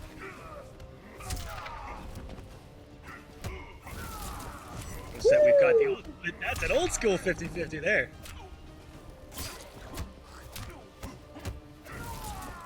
Oh man! Speaking of, bringing out the mix. Is this Combo Breaker 2019? Right. He even tried to do jump early kick. Yeah. I'm just trying to get back into that range. Maybe a little bit ahead of himself, in fact. Here's where he wants to be. Tweedy! Wake up buttons, yes, but then the awareness of what was happening to get the proper confirmation, and Tweedy's just going to be one hit, one grab, anything away from taking this.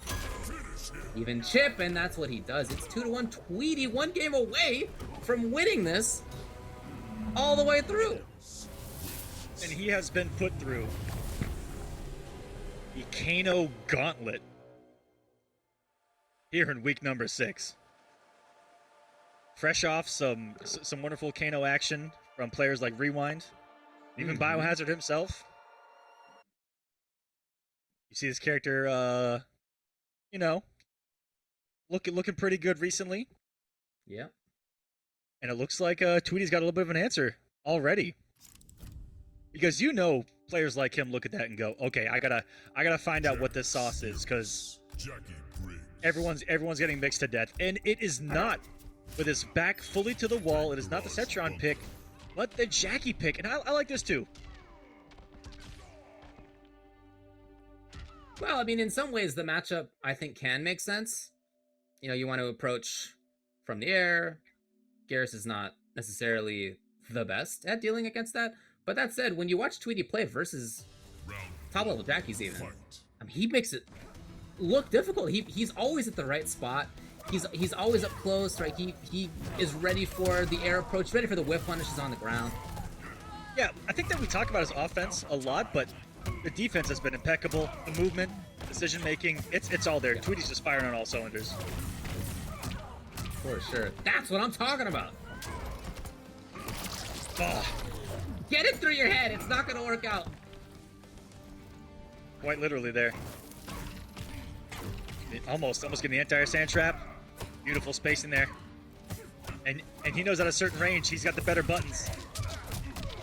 Guessed wrong there, thought he could steal a turn. Thought he could get an anti-air in there. Right, I like the idea, but actually Unjust with the punish, that was cool. Oh! They're both of them swinging for the big stuff. Oh, there's that empty jump 1-1, and it almost worked. What a pickup. Unjust, okay. We've seen him do work with Jackie before. Oh. Ready for that one.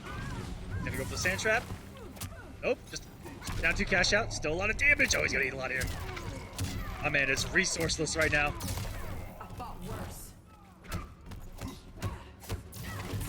That 4-3 party starter has been there, it just hasn't been able to get many parties actually going with him. He's gonna cash out big time into 389. Almighty Unjust right now. I mean, he's playing a different game. Oh, that's so cool, do it! Oh, we'll talk about it if it comes up, but Oh my goodness. He actually did evade! Oh, that was cool! So now we're gonna end up with this range situation. If Tweedy can maybe check with just one more sand trap, if he can find one proper anti-air, yeah, anything. That was a really good decision to go for that fatal blow too, just because she's a 950 character and jailing off of the down 1 and the forward 2, catching Mighty Unjust being disrespectful in a potential closing moment. Match point, tournament point now for Tweedy. Unjust trying to stay alive. The switch of Jackie's looked so good, but Tweedy's looked even better with these flawless blocks. That was incredible. Twice against this Jackie already. Out of the sky, here's Unjust. Left corner. Oh, he could have had it. Here it is. These 2 defensive bars have been spent every time here, and again. Oh, good call out. Tweedy's only that's the second time Tweedy's done it all tournament. That's a good call out. Oh, he's toasted. Unjust would love to get some defensive bar back. Steps in. Is he gonna take? Whoa. Yes. Oh boy, Aquaman, we're going down to the final game of this week's NA competition. Tweedy tried to steal a turn right there, David, for the loss. He did forward 3-2, and I know for a fact he did down 1 or something right there because the forward 3 met him perfectly. Trying to be disrespectful, a lot better in that situation off of the forward 3 because he actually would have won that in that scenario, but lost too many negative frames when he committed to the 2 and lost his turn. And there you go, Mighty Unjust. The switch to Jackie, that's one of the biggest things is that Jackie's got the quick mids versus Kano, where all you're going to be worried about on reversal, right? In a negative situation is a down 1. You know, Kano can't really just throw something out and hit confirm into it like a character like Jackie can. When it's Jackie's turn, she can take it with safe multi-hitting mids that are hit confirmable, and that's a bit of a game changer. It is the final game. We got Tweedy on the left. We got Unjust on the right. These are both players who are looking great in points, but nevertheless, you want to get as high as you can in those standings. It is the last game of NA East. Number 6, what a start for Unjust! Woo! We are down a to the mile wire. a minute to get into this. Look at this! Yeah, That's the count hit. Talked about. It's the bar at the last second. He's going to get it here, and wow, we are going 100 miles an hour. Unjust lost a little bit of damage right there. He's going to have a turn, and Tweedy trying to be disrespectful again in those slightly negative frames. Oh, look at that. We should look at that knee. Look at that knee. We got Tweedy here for pressure yet again. A couple of times. And again, it's that far jump, looking for the air-to-air one. We've seen so many times. Ooh, Tweedy got that first. Oh! Okay! I think that was Unjust calling him out. I think you're right. For sure. Okay, give him some life Hopefully here. stay alive in this round here. Is Tweedy not willing to give up on the round. I always like this. I always like that decision because against her, it's only going to leave you at a one hit situation. He And if you were cannot to do a react to sand that, trap. If he's on that, he actually could. He cannot do a sand trap. He will die if he goes into it. Oh no! I love this from Mighty Unjust. He's just hanging out. Why move? Right? Why Shifting take sands. any risk at all? Oh no! Gorgeous choice by Mighty Unjust. The approach was so good, forcing Tweedy into the corner. It's match point, tournament point for Unjust. Fight. This will be one of the biggest comebacks I've seen. He has been clawing, scrapping, swinging his way through these matches and winning them by the hair that might not exist on his chin. He is pretty young. Stepping right back in.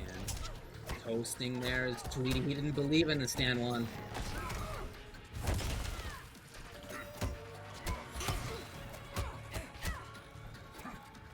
No cancel. He was waiting. Right there, you know, Tweedy just used to be able to get away with those staggers, but not against Jackie, and that's gonna be it. Mighty Unjust, one more dot damage. 5 left for Tweedy. Oh, the floor is lava. The air is lava. I'm scared. There it is. Unjust putting the lava down again. That volcano of a character for Unjust that he switched to did the trick, and he takes NA East number 6. Jackie Briggs wins.